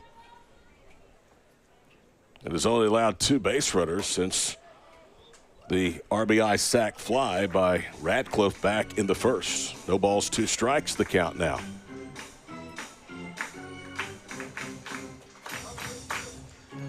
The Spark have been open about how fatigued they are after that long road trip. You can bet, I wouldn't be surprised they take tomorrow off, maybe even Friday, or some light work. 0-2 pitch, lined into right field. Moultrie makes the catch. There's the All-American, one of the greatest to put on the orange and blue of Florida. She took a perfect angle to that ball that was very well hit. 1, 2, 3 and out. Go the Vibe. Halfway home at OKC. 6-2. Good gals on 107.7 The Franchise of the Spark Network. 107.7 The Franchise is your flagship station for Oklahoma Sooner football. And all summer, we'll look back at some of the greatest games in Sooner history with a classic Sooner series. Brought to you on The Franchise by the Seth Wadley Auto Group. Park at West Point Apartments, a Case & Associates property. And by Riverwind Casino. Saturday at 1 p.m., the Sooners take down Florida State to win the national championship in 2000. On your home for the Sooners, 107.7 The Franchise. Hunter and Lindley. The Sooners spin up at the Lucky Star Casino Amphitheater. The Outlaw Music Festival fires it up with Willie Nelson and family and Bob Dylan. Bob Turner Overdrive keeps it rolling. Then Blues Travelers turn up the energy. The Sunshine Band brings the fun of the party. Then it's pure glam with Warren, Lita, Ford, and Fire. Firehouse. Laugh out loud with Weird Al Yankovic and finish strong with the classic hits of Three Dog Night and Little River Band. Tickets at luckystarcasino.org. Big things are happening at Mathis Home. Save all summer long with price promotions for the store. The suppliers that cover prices and those savings to you. Get new low prices with high-end appliances and huge markdowns on hundreds of sofas and all the latest styles. Now's your chance to save big for every room in your house. There's something for everyone. Plus, get 12-month no-interest financing and free delivery. Check out these price drop alerts and save at your furniture superstore, Mathis Home.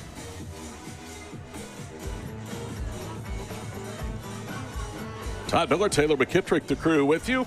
Oklahoma Christian's Tom Heath Field final out of the regular season. The sun has set. Vibe have a familiar spot on the board. They trail. They've trailed most of this series. Although got an early jump tonight as they did at game 2, but just as occurred 2 nights ago, the same has happened tonight with rallies by OKC. First pitch to the left-handed hitting third baseman Sydney Sherrill is ball 1.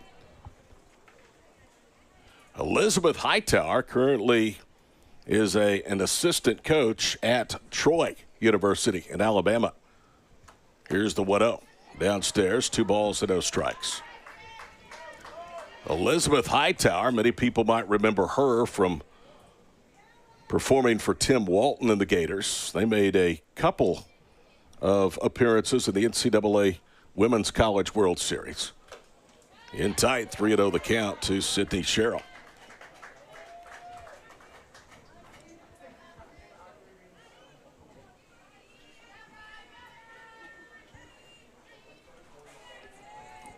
Three 3-0, nobody on, nobody out. We're in the bottom of the 4th inning.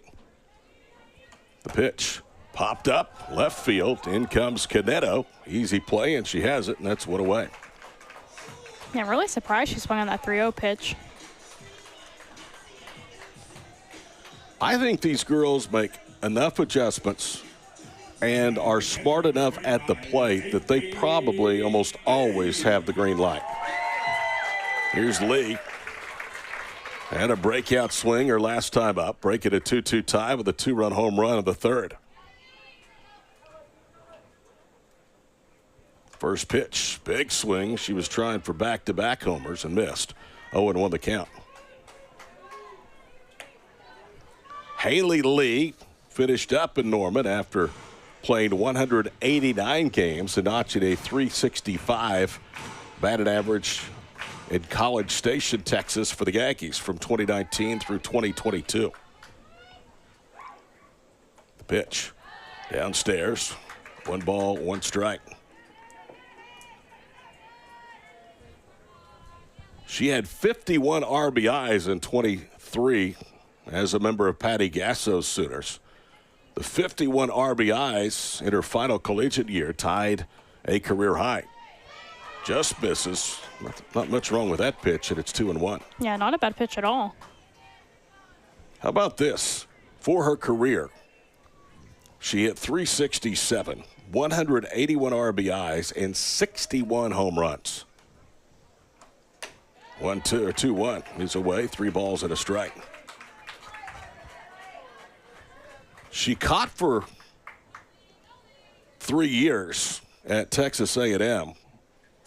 Played first base in 2023, was the DP at OU in her final year. There's ball 4. I think I said she was the first baseman in 23. It was actually 2022 because she played in Norman in 23. So a 1-out walk, and here is Elena Torres. Elena Torres has walked, been forced out, flied out to right.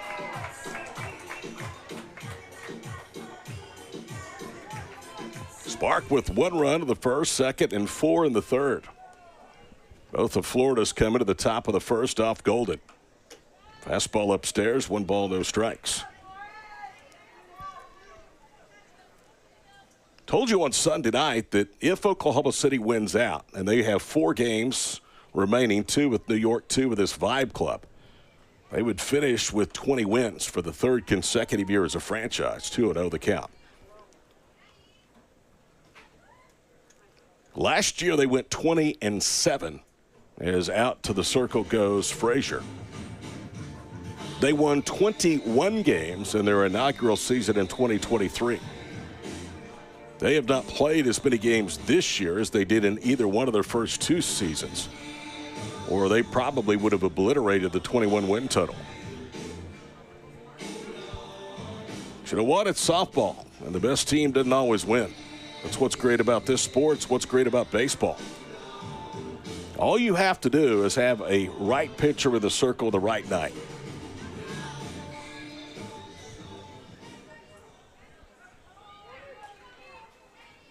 One on, one out. We're in the bottom of the 4th inning. Here's the pitch downstairs. 3-0 to Torres. Buddy Tony Wilson checking in tonight from Chandler. We're glad to have him along. Selling pizzas and snow cones in the heat. Here's the 3-0. And she walked her. I'm still waiting, incidentally, for one of those pizzas to be delivered to my front door. That was promised over 2 months ago. Here's Rachel Becker. She reached to the fielder's choice and also was flied out to left. Now another visit. And I see Jordan Johnson in street clothes as well. She has shorts on and her jersey. And Dot Richardson is headed to the circle, and that looks like it's going to be it for Elizabeth Hightower. We'll tell you who the new hurler is for Florida after this break. 2 on, 1 out in the 4th, 6-2 OKC on the Franchise and the Spark Broadcasting Network. The Franchise. One of the things that we've worked with is the decision-making, and part of that decision-making is knowing when to take the hit, when to check down, identifying quickly when I need to take off and runs, what John Mateer's talking about. The Franchise Morning Show. If you've got Jade Knott, if you've got Hayden's taking snaps, Xavier Robinson showed that he's pretty comfortable catching out of the backfield late last year. Feels like a pretty comfortable group to check down to, especially when odds there. The Franchise Morning Show with Eddie Radosevich and Ryan Chapman on 107.7 The Franchise. The Franchise. The addition of Mr. Jaden Ott. Man, you could hear like the legitimate excitement from Venables, from Mateer, and from Jim Nagy about what Jaden Ott is going to bring to the table. D&B on the radio. You can just kind of sense the genuine excitement he is about seeing all these pieces come together and him leading the charge as to how to try to make this work. D&B on the radio with Daniel Bell and Bob Prisbello on 107.7 The Franchise.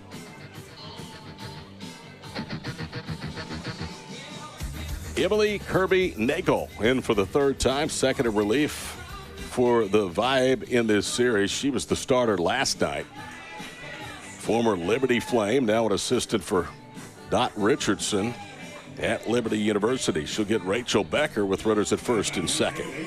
Book is not yet closed on Hightower. She gave up 6 runs, 7 hits, 3 of those for extra bases, 2 of them left the ballpark, and 5 walks, no strikeouts. So the walks continue to bedevil this Florida pitching staff.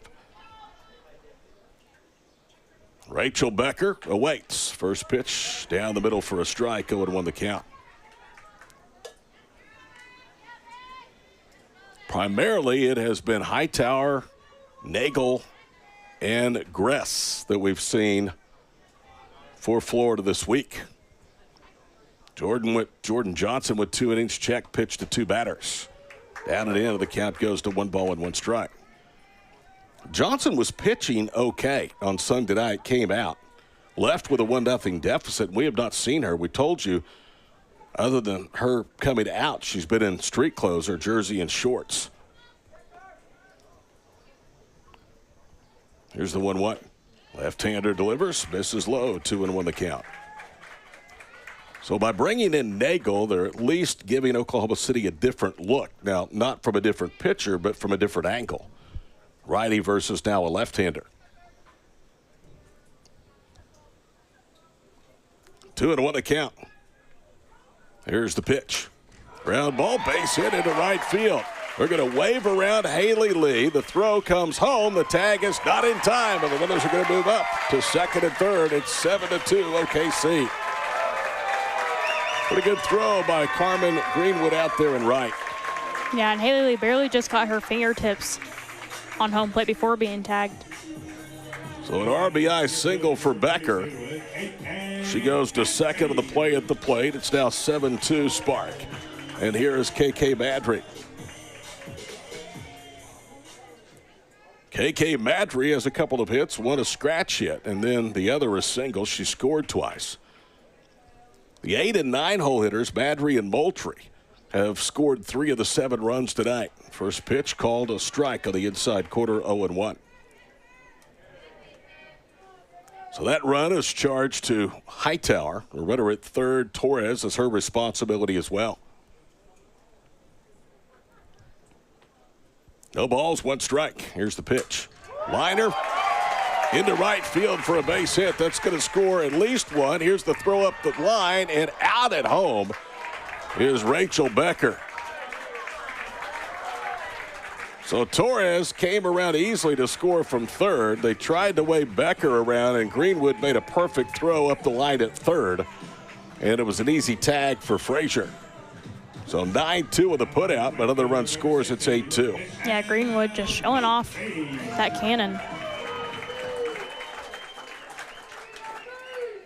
Madry stands at second after the play at the plate. She gets an RBI. Here is Michelle Moultrie. Takes high, 1 ball, no strikes. Greenwood was in center field at the start of the series. She's now in right tonight. Last night was the designated player. They need that arm out through the outfield. Nagel's pitch. Downstairs. 2 balls, no strikes to Michelle Moultrie.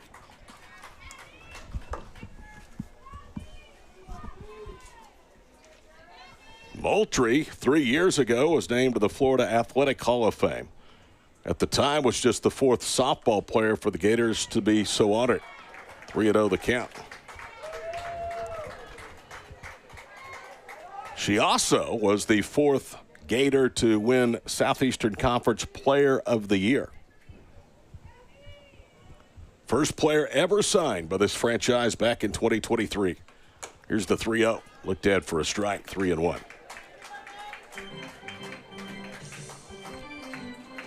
So when the final book is written on Michelle Moultrie, you can't think about the early days of Spark softball without it being tied directly to Michelle. Here's the 3-1. Hit right back up the middle into center field. Madry rounds the corner at third. Here she comes. She'll score. And it's now 9-2 Oklahoma City. An RBI single for Michelle Moultrie, who has scored 1 and driven in 1. And now here comes trouble with Brito. Yeah, just a really great piece of hitting, and no doubt Madry made it in just in time. A lot of speed. Here's Brito. So Kirby Nagel has not fooled anybody. The 3 batters she's faced all have hits. One of the outs was an assist from Greenwood and Wright. It's the only out she's recorded. First pitch to Brito was away. 1 ball, no strikes. Brito tonight, a 4 RBI game. She has just been huge offensively, either from the number 4 spot or the cleanups or the leadoff spot in this series. Good swing. It was down to the handle, and she bloops it out of play off to our right. Count even, 1 ball, 1 strike. Dave Myrick on Saturday night. I'm back on Monday for the final game of the year. Season zips by, although this one seemed like it took a little longer with the team being out of town 29 days. 1 ball, 1 strike. It's downstairs, and off to second goes Moultrie on the pass ball.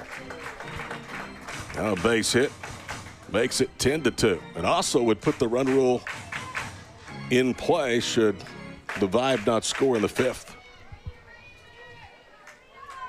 As always, Taylor will head down to the field at the end of the game, visit with Amber and a player or 2.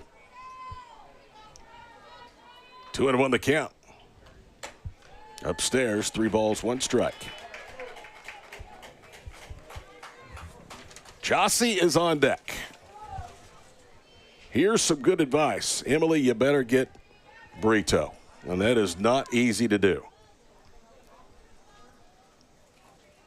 3-1 the count. Called a strike. Boy, that looked in tight. Brito thought so too, and the count's full. Yeah, that was a good off-speed pitch, but also a good take by Brito.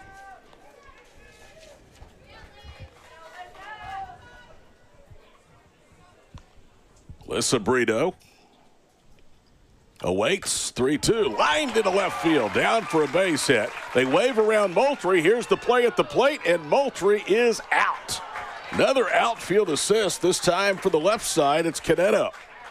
And that is a perfect throw, and it has to be, to get somebody like Michelle Moultrie trying to score from second. Oklahoma City gets 3, and 2 outfield assists help Emily Kirby-Nagel.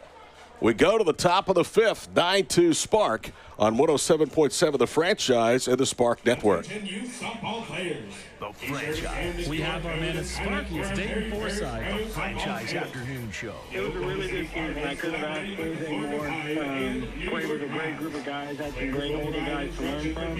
And then also, like, obviously, our great coaching staff that we have, like, watching film, just helping me any way they could. And we had a great season. Really, really great season. I couldn't ask for anything more. The Franchise Afternoon Show with Matt Burton and Tyler Neal on 107.7 The Franchise.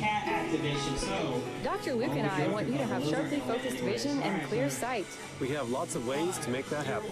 If the outside surface of your eye is the problem, we have LASIK. If the lens inside your eye is the problem, we have custom lens replacement. People come from across America to have their vision corrected at ClearSight.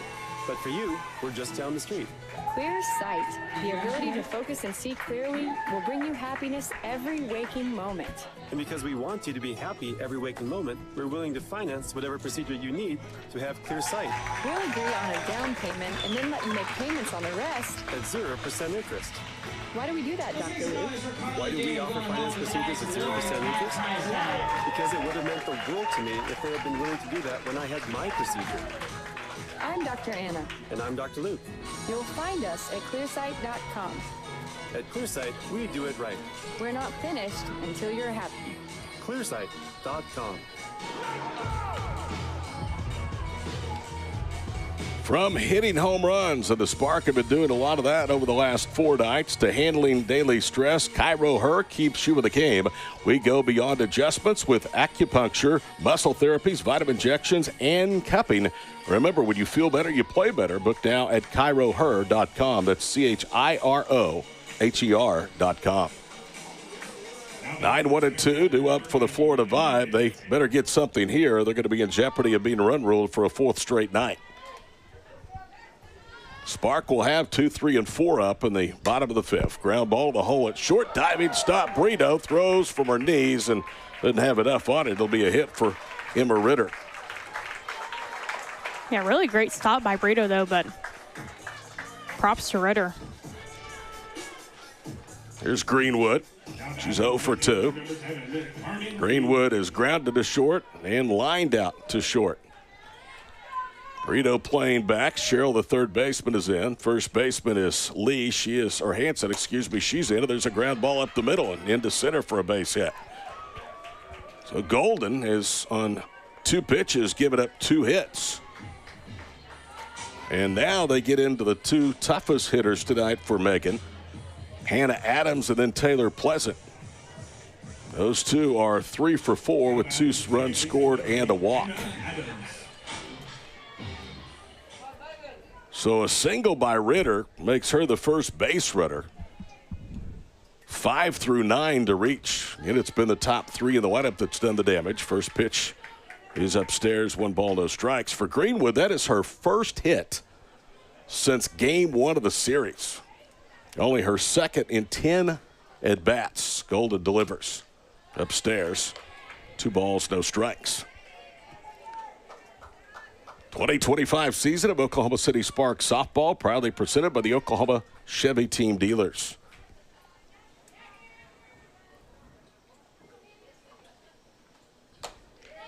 Called strike, 2-1.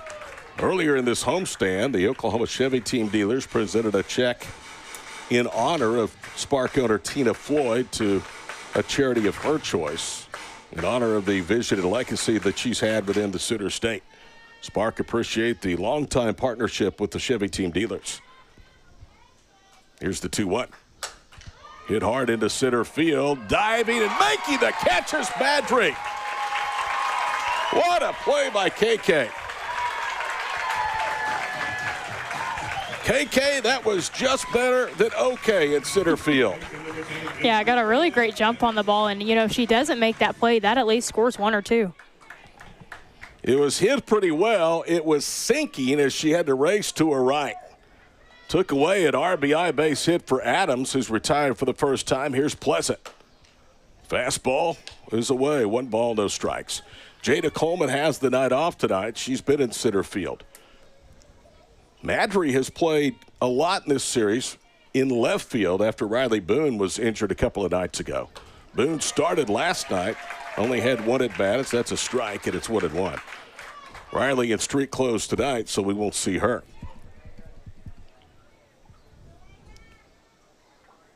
Runners at first and second, 1 out Florida. Top of the 5th, 9-2 Oklahoma City. Called strike, 1-2. Golden right now is in a real rhythm. She is pumping in strike after strike after strike.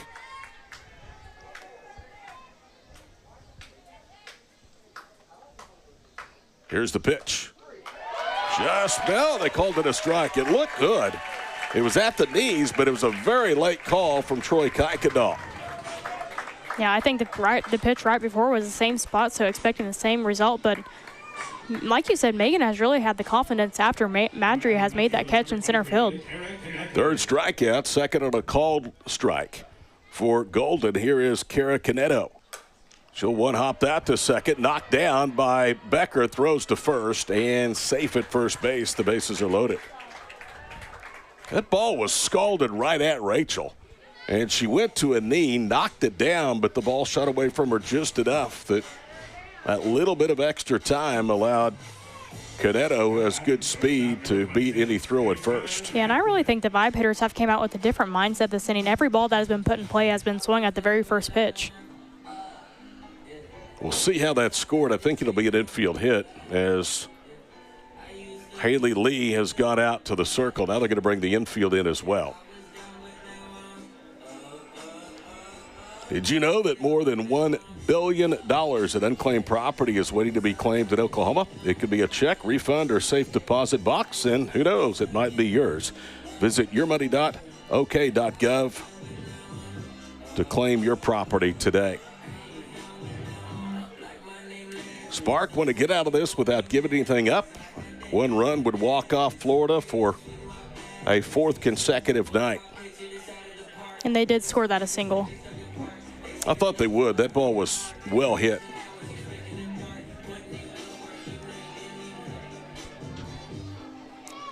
So 3 hits in the inning, 2 of them infield hits, have loaded the bases for Grayson Ratcliffe.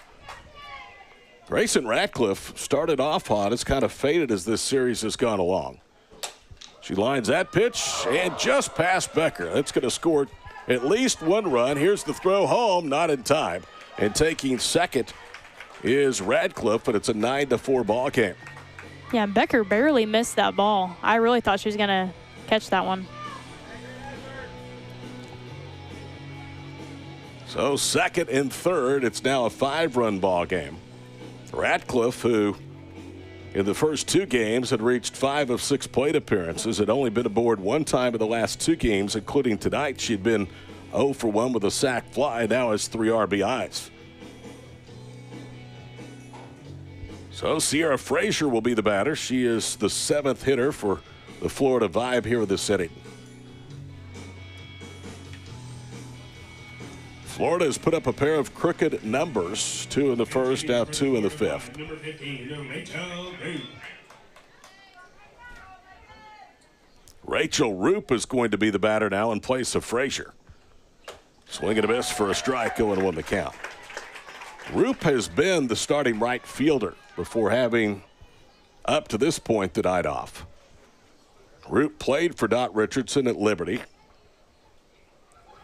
Pretty good defensive outfielder. Fastball high, 1 ball, 1 strike. Roop in the series is 0 for 5. 2 hit bats, but a walk.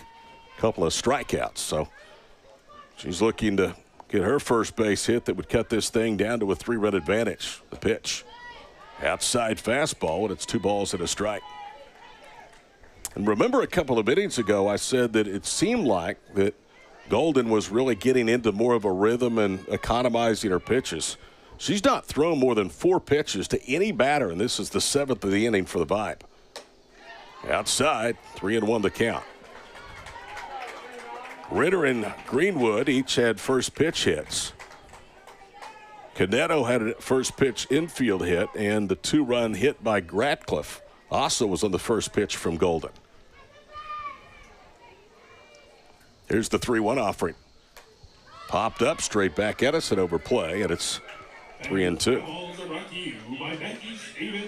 New York will be here. Florida will be here. Along with the Spark, they are going to put together their first ever youth camp. That's coming up this weekend. They will emphasize hitting, pitching, catching, infield, and outfield play. I think that pretty much covers all the bases. Ball 4 as that one misses away, and the bases are loaded. Good at bat by Roop on that. It's hard going in as a pitch hitter and, haven't seen Golden all night and working it all the way up to a full count. So Roop is at first, and I think we're about to get another pinch hitter here for the Vibe. One swing of the bat, and all of a sudden this is a 1-run ball game after we were thinking a run rule in the bottom of the 4th inning. Hitting for the Florida Vibe, number 10, Jillian Sellis. Jillian Sellis will be the batter. Sellis has started the first 3 games of this series. Blast that pitch into right field. Did she get enough of it? No, she didn't. Moultrie bangs into the wall and hauls it in to retire the side. Whew. That was a foot or 2 away from pulling the Vibe to within 1. Florida settles for 2. We go to the bottom of the 5th. Spark need 3 for a walk-off. It's 9-4 Oklahoma City on 107.7 The Franchise and the Spark Broadcasting Network. If you're not spending every waking moment checking us out online, you better have a good excuse. We've loaded up our website with the stories, pics, videos, podcasts, commentary, and more. The kind of stuff you love. Hey, it takes a lot of time to post all this junk, and you'll love every bit of it. Very well. Or at least most of it. It appears that the website has become alive. Hit it now. It's on the internet. This is 107.7 The Franchise and thefranchiseok.com. Park at West Point at Yukon is your key to comfortable life with upscale apartment homes available today, offering sophisticated blends of modern design, premium amenities, and a vibrant community.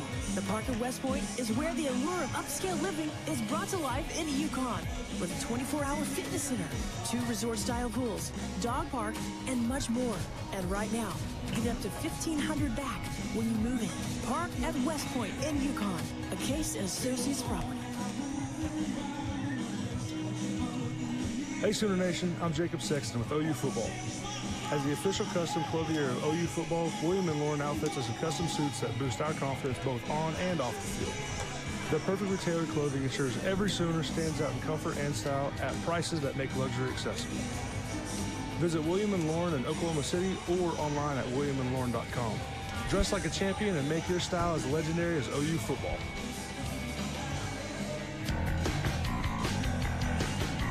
I don't believe there were any defensive changes after Dot Richardson used a couple of pinch hitters. One was Roop, the other was Sellis. Looks like Ritter may still be out there in center field. No, it's Rachel Roop, so Roop did stay in. She replaces Ritter, but Frazier remains out there behind the plate. So here is Allo to lead off the 5th inning. First pitch is away for ball number 1. Emily Kirby Nagel is in the circle, the second pitcher used tonight by Florida. So the outfield is Caneto and Greenwood in left and right, and now Roop in center field. Next pitch downstairs, and it's 1 ball or 2 balls, no strikes. Beautiful facility, and it's not that old here on the OC campus. Tom Heath Field. Had a donor from the Dallas-Fort Worth Metroplex that was a big fan of Tom Heath, their legendary softball coach, and wrote a pretty big check. Ground ball to short. Glove by Radcliffe across to first, and 1 gone. Yeah, All just got around that outside pitch. I think she may have been sitting on something inside. So for only the second time in 4 games, Jossie goes back to the dugout without reaching first base. Here's Hanson, who struck out swinging on a bad pitch her last time up. Kinsey's 0 for 2 tonight with a walk and a fielder's choice. Her on-base percentage has been good this week, but her batted average has dropped off. Only 2 hits in the series. There's her third, a liner into the gap in right center field. Greenwood over to cut it off. Great job that time by Carmen Greenwood. That ball looked like it was initially headed for the wall and would have been extra bases. Yeah, she's really been showing out there in right field and did a great job on that one, not allowing Hanson to take 2 bases. The outfield play has been really good at the corner spot tonight. They threw out 2 runners back in the 4th inning. It would have been runs. So Hanson with her first hit of the night. Here's Sherrill. 5-run lead for Oklahoma City, bottom of the 5th, 1 on, 1 out. Emily Kirby-Nagel brings it home, lefty versus lefty, and misses wide of the target for ball 1.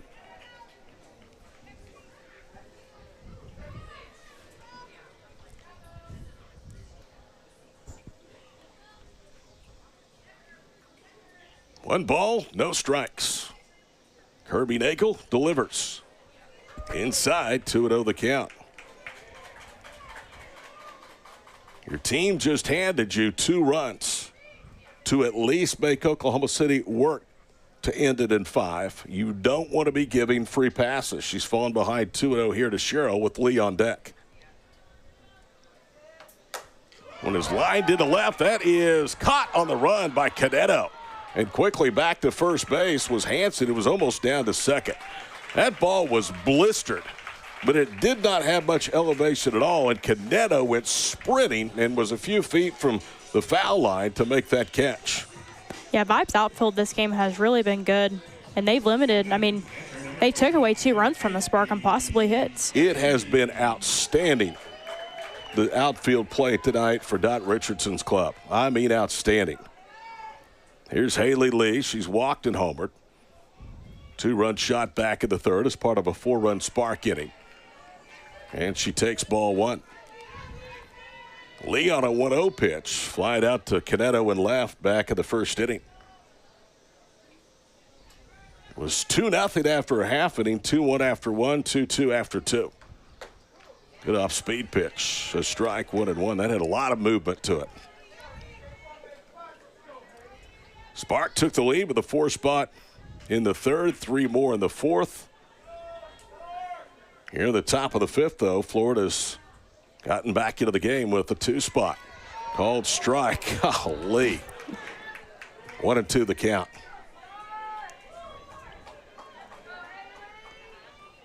Look at Haley Lee. Told you about her resume collegiately at A&M at Oklahoma. 61 career homers. That's only 1 more, though, than Kinsey Hanson had at OU. She had 60, which is 6th all-time in program history. Hanson, the runner at first. Here's the pitch. Upstairs fastball. Good hold by Lee. I could tell she really wanted to go for that one. Kirby-Nagel is really pumping that ball in there right now. She looks better than she has in her other 2 appearances. Here's the 2-1. Off speed. And that is hit hard, but foul into the left field corner. Count will hold. 2 balls, 2 strikes. Tonight's Military Appreciation Night and the American flags brought to you by Warren Cat.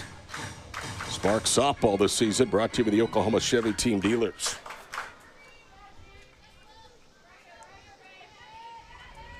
Runner at first, 2 out. We're in the 5th inning, 9-4 Oklahoma City. Kirby-Nagel's pitch is on the carpet. Nice block that time by Frazier, and now we have gone as far as we can between Haley Lee and Emily Kirby-Nagel. That is not her full name. Emily Kirby was what she played as at Liberty. She is now married and is Kirby-Nagel. 3 balls, 2 strikes. Here's the pitch. Into the handle and hit hard, but foul again as she was out in front of it on the left side.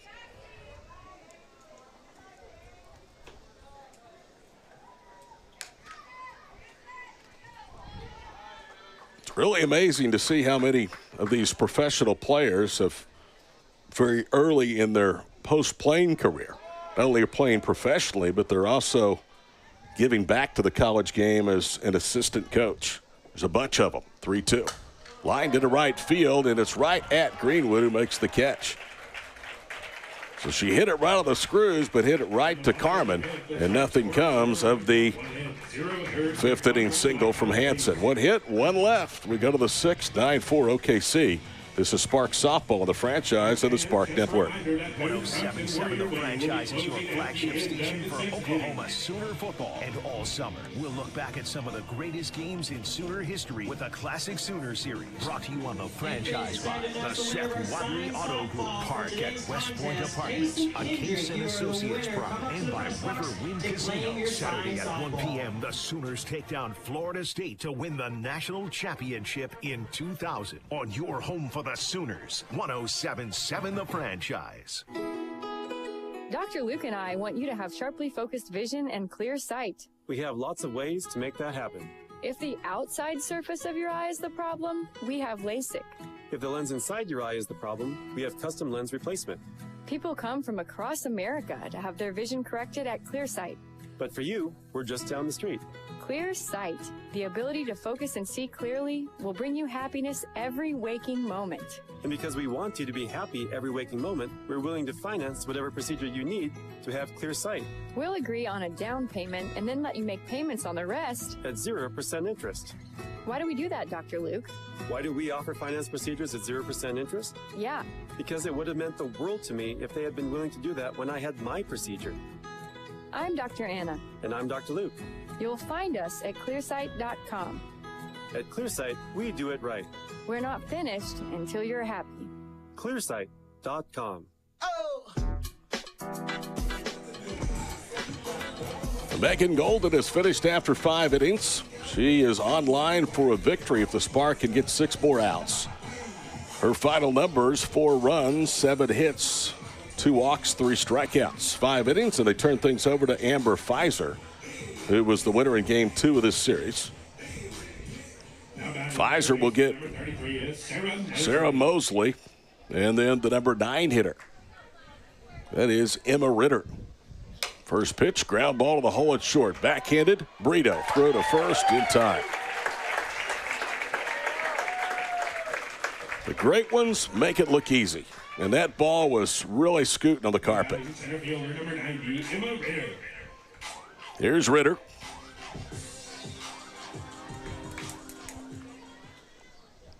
Ritter 0 for 1 was called out on a third strike. That was against Golden, who again went 5 tonight and is on line for the victory. Fly ball, right center field. In comes Moultrie. Did you see how quickly she got there, and she makes the catch? She was full speed ahead so much that Rachel Becker never even really tried to get out there. Yeah, good jump from the start. KK Madry actually shifted a little bit to her right, so Moultrie actually is off the line a little bit over there in the right. Here is Greenwood. She's 1 for 3. Takes high for ball number 1. Amber Pfizer has retired the first 2. Here in the 6th, he has reduced this game to just 4 outs. Oklahoma City looking for win number 16 of the campaign. Downstairs, and it's 2 balls and no strikes. And the crowd, who has had issues tonight with Kuykendall's strike zone, start to moan and groan again. Feel like we're in a time warp. That's what we said on Sunday night.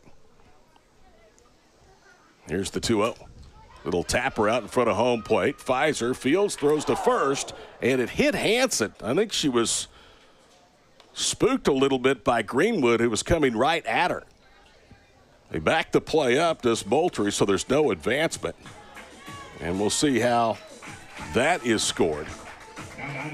It is a 2-out base runner, though, for the Vibe. And now here comes Hannah Adams. If you get Adams, likely this is the last time you're going to have to face her tonight.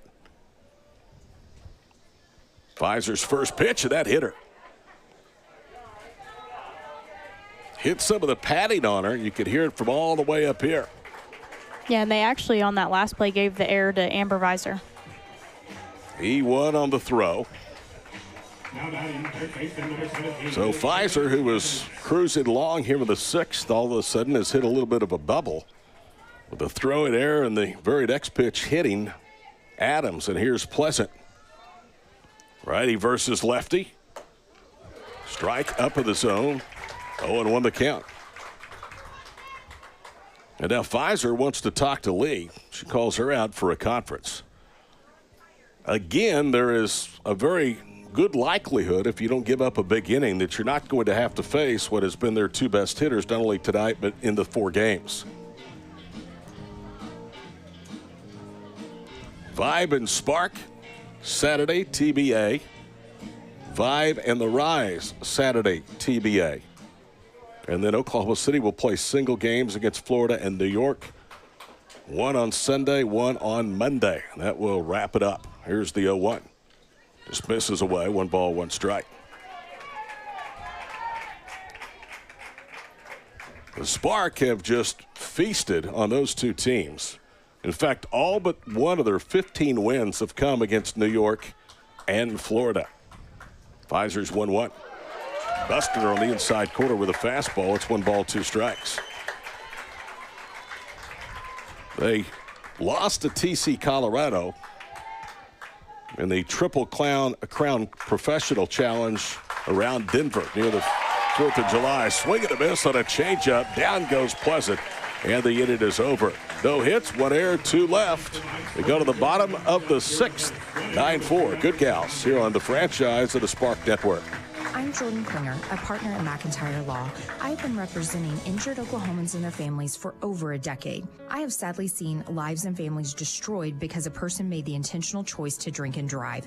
That choice, made by someone who would rather drive drunk than pay a few dollars for an Uber, completely ignores the risk to innocent Oklahomans. Drunk drivers need to be held accountable. If you or a loved one has been injured by a drunk driver, contact us at 405-777-7000 or McIntyreLaw.com. We will fight for you. I'm still going for it, even with higher stroke risk from atrial fibrillation and a regular heartbeat not caused by a heart valve problem. Over a 3-year study, Eliquis apixaban tablets reduced stroke risk better than warfarin, and over 97% of Eliquis patients did not experience a stroke. A first stroke occurred in 2.9% of warfarin patients versus 2.3% of Eliquis patients. Don't stop prescription Eliquis without asking your doctor. Stroke risk may increase. Eliquis can cause serious and potentially fatal bleeding. Don't take if you have an artificial heart valve, abnormal bleeding, or antiphospholipid syndrome. While taking, you may bruise more easily or bleed longer. A spinal injection increases blood clot risk, which may cause paralysis. Get medical help right away for unexpected bleeding or bruising, or back pain, tingling, numbness, muscle weakness, or incontinence. Aspirin products, NSAIDs, SSRIs, SNRIs, and blood thinners increase bleeding risk. Tell your doctor about planned medical or dental procedures. Learn more at Eliquis.com or call 1-855-ELIQUIS. Todd Miller, Taylor McKittrick, TNT. I've only worked with you for 2 years. Bottom of the 6th inning, Torres, Becker, Madry, unless there's a pinch hitter, 9-4 Spark. Torres tonight, a couple of walks, a run scored. She's flied out to right. 3rd inning in which we've seen Kirby Nagel out there with a circle. Left-hander, graduate from Liberty, delivers, and the first pitch is away. 1 ball, no strikes. Game started at 7:05. We are an hour and 57 minutes in, and we're in the 6th inning. Here's the 1-0. Just misses. 2 balls, no strikes. Warren Cat proudly supporting Spark softball tonight with their sponsorship of Military Appreciation Night. 2 balls, no strikes.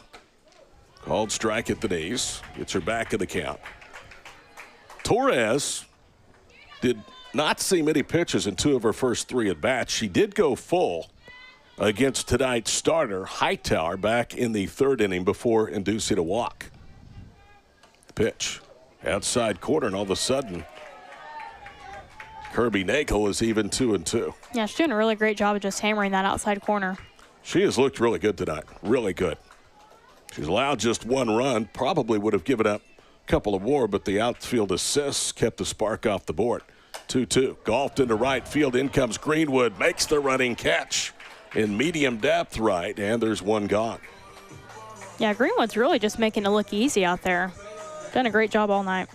She's handled the last 2 outs off Spark bats. Lee to end the 5th. Now Torres to start the 6th. In fact, she has accounted for 3 of the last 5 outs with that outfield assist. It cut Rachel Becker down trying to score on a single back of the 4th inning. Speaking of Rachel, here she is. Had an RBI hit back of the 4th inning. Would have had a second, but again, the runner was cut down at home. First pitch is a fastball high, 1 ball, no strikes. Whether it's on our YouTube channel or on the franchise app or 107.7 in Oklahoma City, we're glad that you have allowed us to be part of your Wednesday night, bringing you a Spark softball. Here's the 1-0. In there for a strike.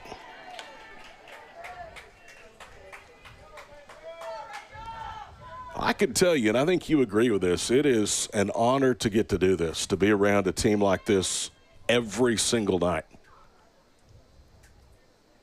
1 ball, 1 strike.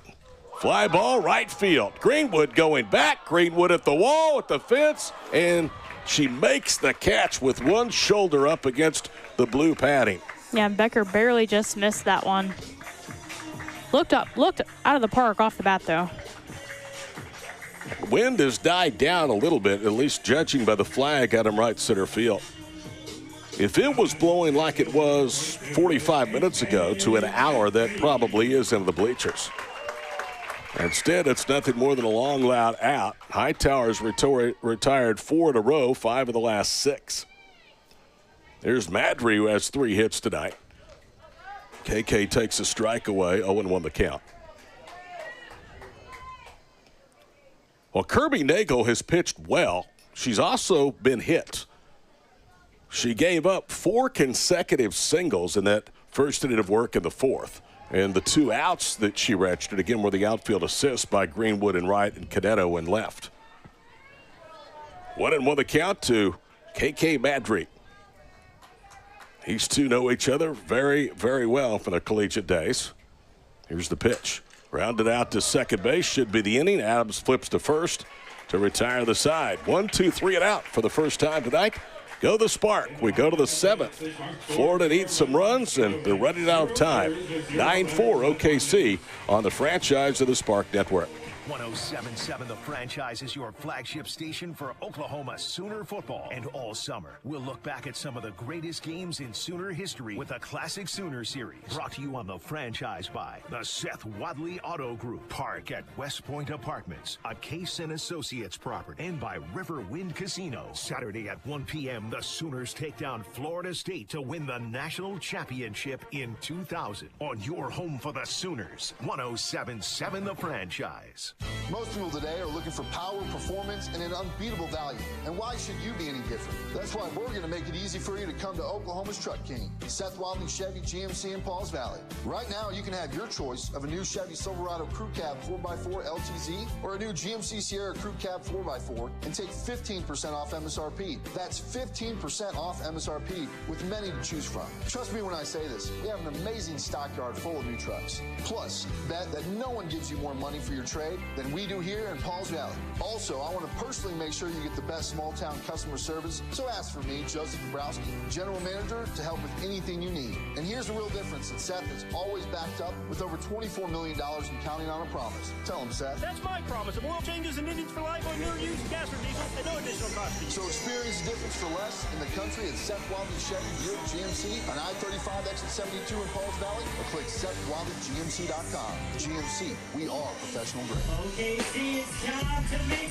Amber Pfizer needs 3 outs to slam the door and secure a 4-game sweep of Florida to close the regular season. The good news is, as we alluded to in the 6th, that likely barring a big inning, you will not face Adams and Pleasant again. They were the final 2 batters, and Pleasant went down swinging to end the 6th. Kara Cadetto, the cleanup hitter, steps in. Amber Pfizer faces her for the first time, and she swats it foul on the third base side, 0-1 the count. Saturday, Sunday, Monday. Tickets available for the Champions Cup. OKCSpark.com.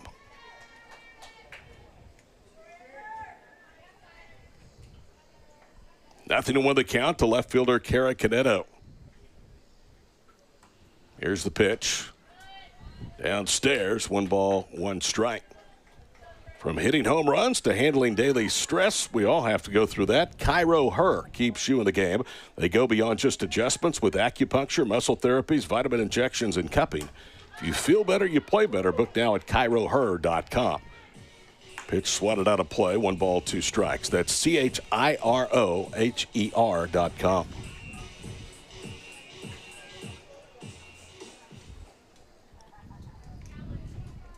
One ball, 2 strikes, top of the 7th inning. Ground ball to short to her left, Brito, and she couldn't get the glove down, and it scoots into center field for a leadoff hit. Well, she was in position, but couldn't quite get that glove down as she was moving to her left. Yeah, and even if she does make that play, that's a hard one, and she holds herself to a high standard because after she didn't make the play, I mean, right now, pointing at her chest like, hey, I got you next time. Pfizer gives up her first hit, the 8th tonight for Florida hitters. Here's Grayson Radcliffe, who has one of those 8 hits, a 2-run single back of the 5th. She's accounted for 3 runs with the sac fly back of the 1st, called strike 0 on the count.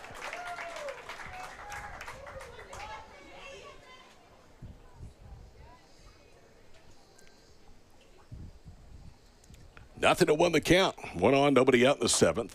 Pfizer misses away, evens it up, 1 ball, 1 strike.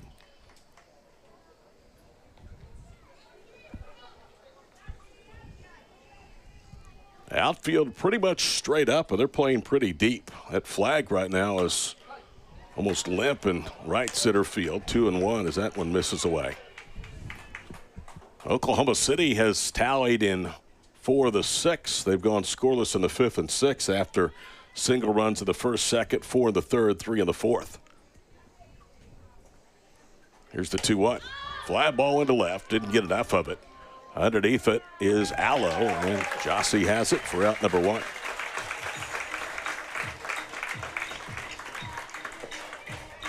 So 1 away, and here comes Sierra Frazier.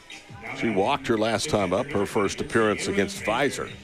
Frazier went hitless Monday night against Amber Pfizer, former University of Minnesota standout. Here's the pitch. In there for a strike, 0-1. If you haven't been with us, you know or don't know that Pfizer led the Gophers to a trip here to Oklahoma City back, I think, in 2017. It's been the only time they've been to the Women's College World Series. Called strike, 0-2 the count. I'll check to make sure that's right, but it still is the first and only time they've been at the WCWS. 2019 was the year she was the Big Ten pitcher of the year that season. That one almost got away from her. 1 ball, 2 strikes. She authored 3 no-hitters and a perfect game during her time at the Big Ten with Minnesota. Here's the 1-2. Ground ball foul on the third base side. Pfizer, as of last year, was the pitching coach at the University of North Florida. She also had been a graduate assistant at the University of Missouri. That was in 2023. She was picked number 5 coming out of college by Athletes Unlimited in their pro draft. Won 98 games in 5 years in Minneapolis. Here's the 1-2 from Pfizer. Swing and a miss. That was tough to get. Up in the zone, high heat, now 2 away in the 7th. Yeah, those last few pitches looked like they had some extra juice on it, and that one had a little bit of up movement. We're going to go ahead and send Taylor downstairs. She'll get ready for the post-game show, as Milkowski will be the last hope for the Vibe here in the 7th. Pfizer delivers, swings and fouls it off the pole right in front of us on the backstop. 0-1 the count.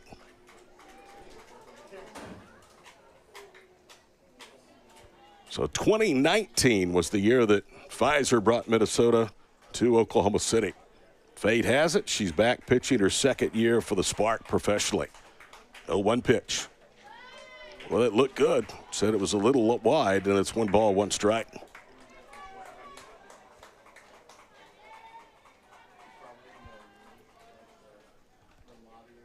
One on, 2 out. We are in the top of the 7th inning.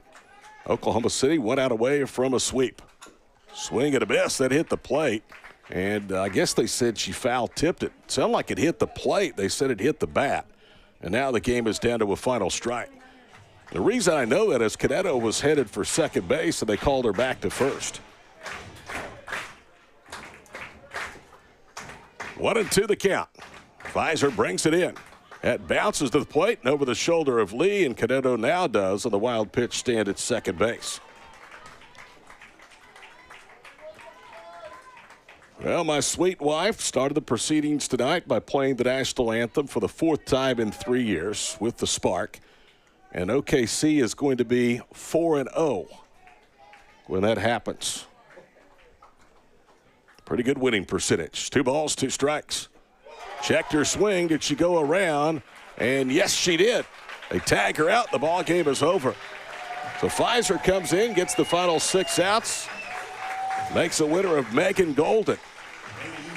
Final score, Oklahoma City 9, Florida 4. Our postgame show is coming up after this break on the Franchise and the Spark Broadcasting Network. This summer, stay and play at the Greens Country Club. Enroll now in our family social membership for only $115 a month and enjoy 3 sparkling pools, exclusive member-only dining, and events for the whole family to enjoy. Looking for more? Golf memberships are available starting at $450 per month, and new enrollees receive 50% off the initiation fee. Plus, all new Racket and Social members get $600 in credits with no enrollment fee. But act now, as these incentives will expire soon. Call the Greens Country Club at 405-775-2117 or email join@thegreenscc.com today. That's 405-775-2117 or email join@thegreenscc.com. The Greens Country Club, where summer fun begins.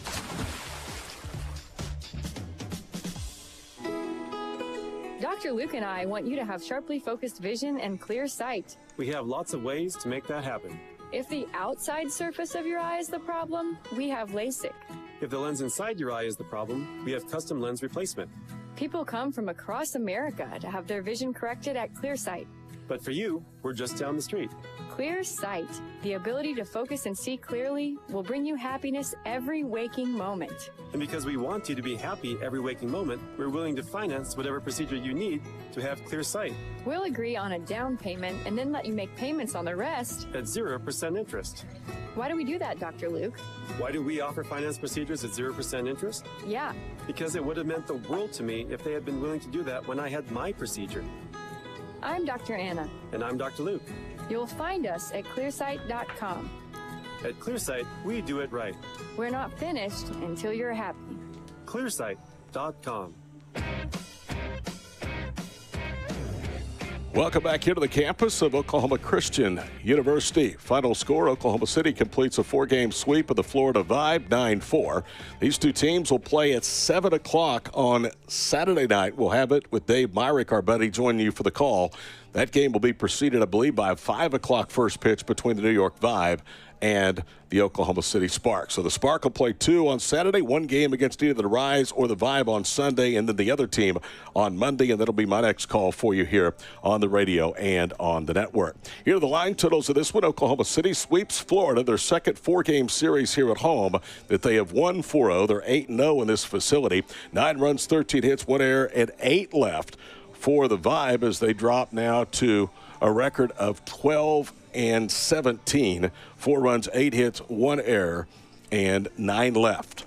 The winner is Megan Golden. She goes 5 innings tonight. Amber Pfizer got the final 6 outs of the ball game. The loser tonight for the Vibe will be their starter, and that is Elizabeth Hightower. Final score again, 9-4. Oklahoma City wins for the 15th time this season. We'll be back as our postgame show continues after these messages on 107.7 The Franchise and the Spark Network. 107.7 The Franchise is your flagship station for Oklahoma Sooner football. And all summer, we'll look back at some of the greatest games in Sooner history with a classic. I'll take it after this, Chris. You on The Franchise by the Seth Wadley Auto Group, Park at West Point Apartments, a Case & Associates property, and by Riverwind Casino. Saturday at 1 p.m., the Sooners take down Florida State to win the national championship in 2000 on your home for the Sooners. 107.7 The Franchise.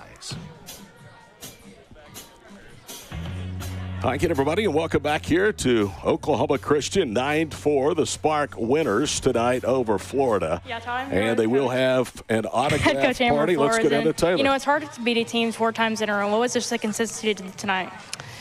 Oh, it's just one of those things where these guys showed up. I mean, bottom line is up and down the roster, we're so talented. So every day we show up, it's going to be hard to beat us. We know that. And they came out and played hard softball today, and that's all we ask is just give effort and get after it and compete. And they did that tonight.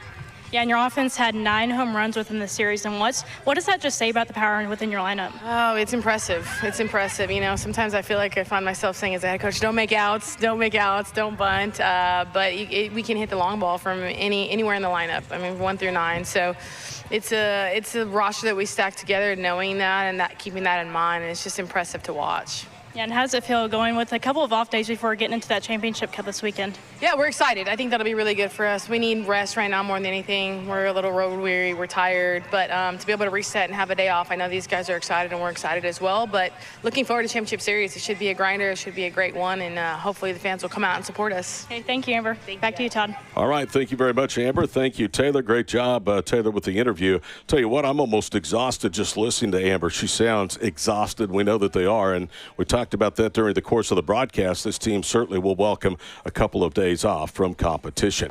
So that's going to wrap it up tonight, our final regular season broadcast of the 2025 Oklahoma City Sparks season. It has been a good one, but still more to play for as the Spark win their 16th game of the year. They're 16-3 and 4 straight wins over the Vibe, who they will see 2 more times this weekend here at Tom Heath Field. Final score for the final time, Oklahoma City 9, Florida 4. For Taylor McKittrick and for the crew on the Spark Broadcasting Network, as well as our A-plus in-studio producer, Chris Couch. I'm Todd Miller. Till we see you this weekend, good night from OKC. Most people today are looking for power, performance, and an unbeatable value. And why should you be any different? That's why we're going to make it easy for you to come to Oklahoma's Truck King, Seth Wadley Chevy GMC in Pauls Valley. Right now,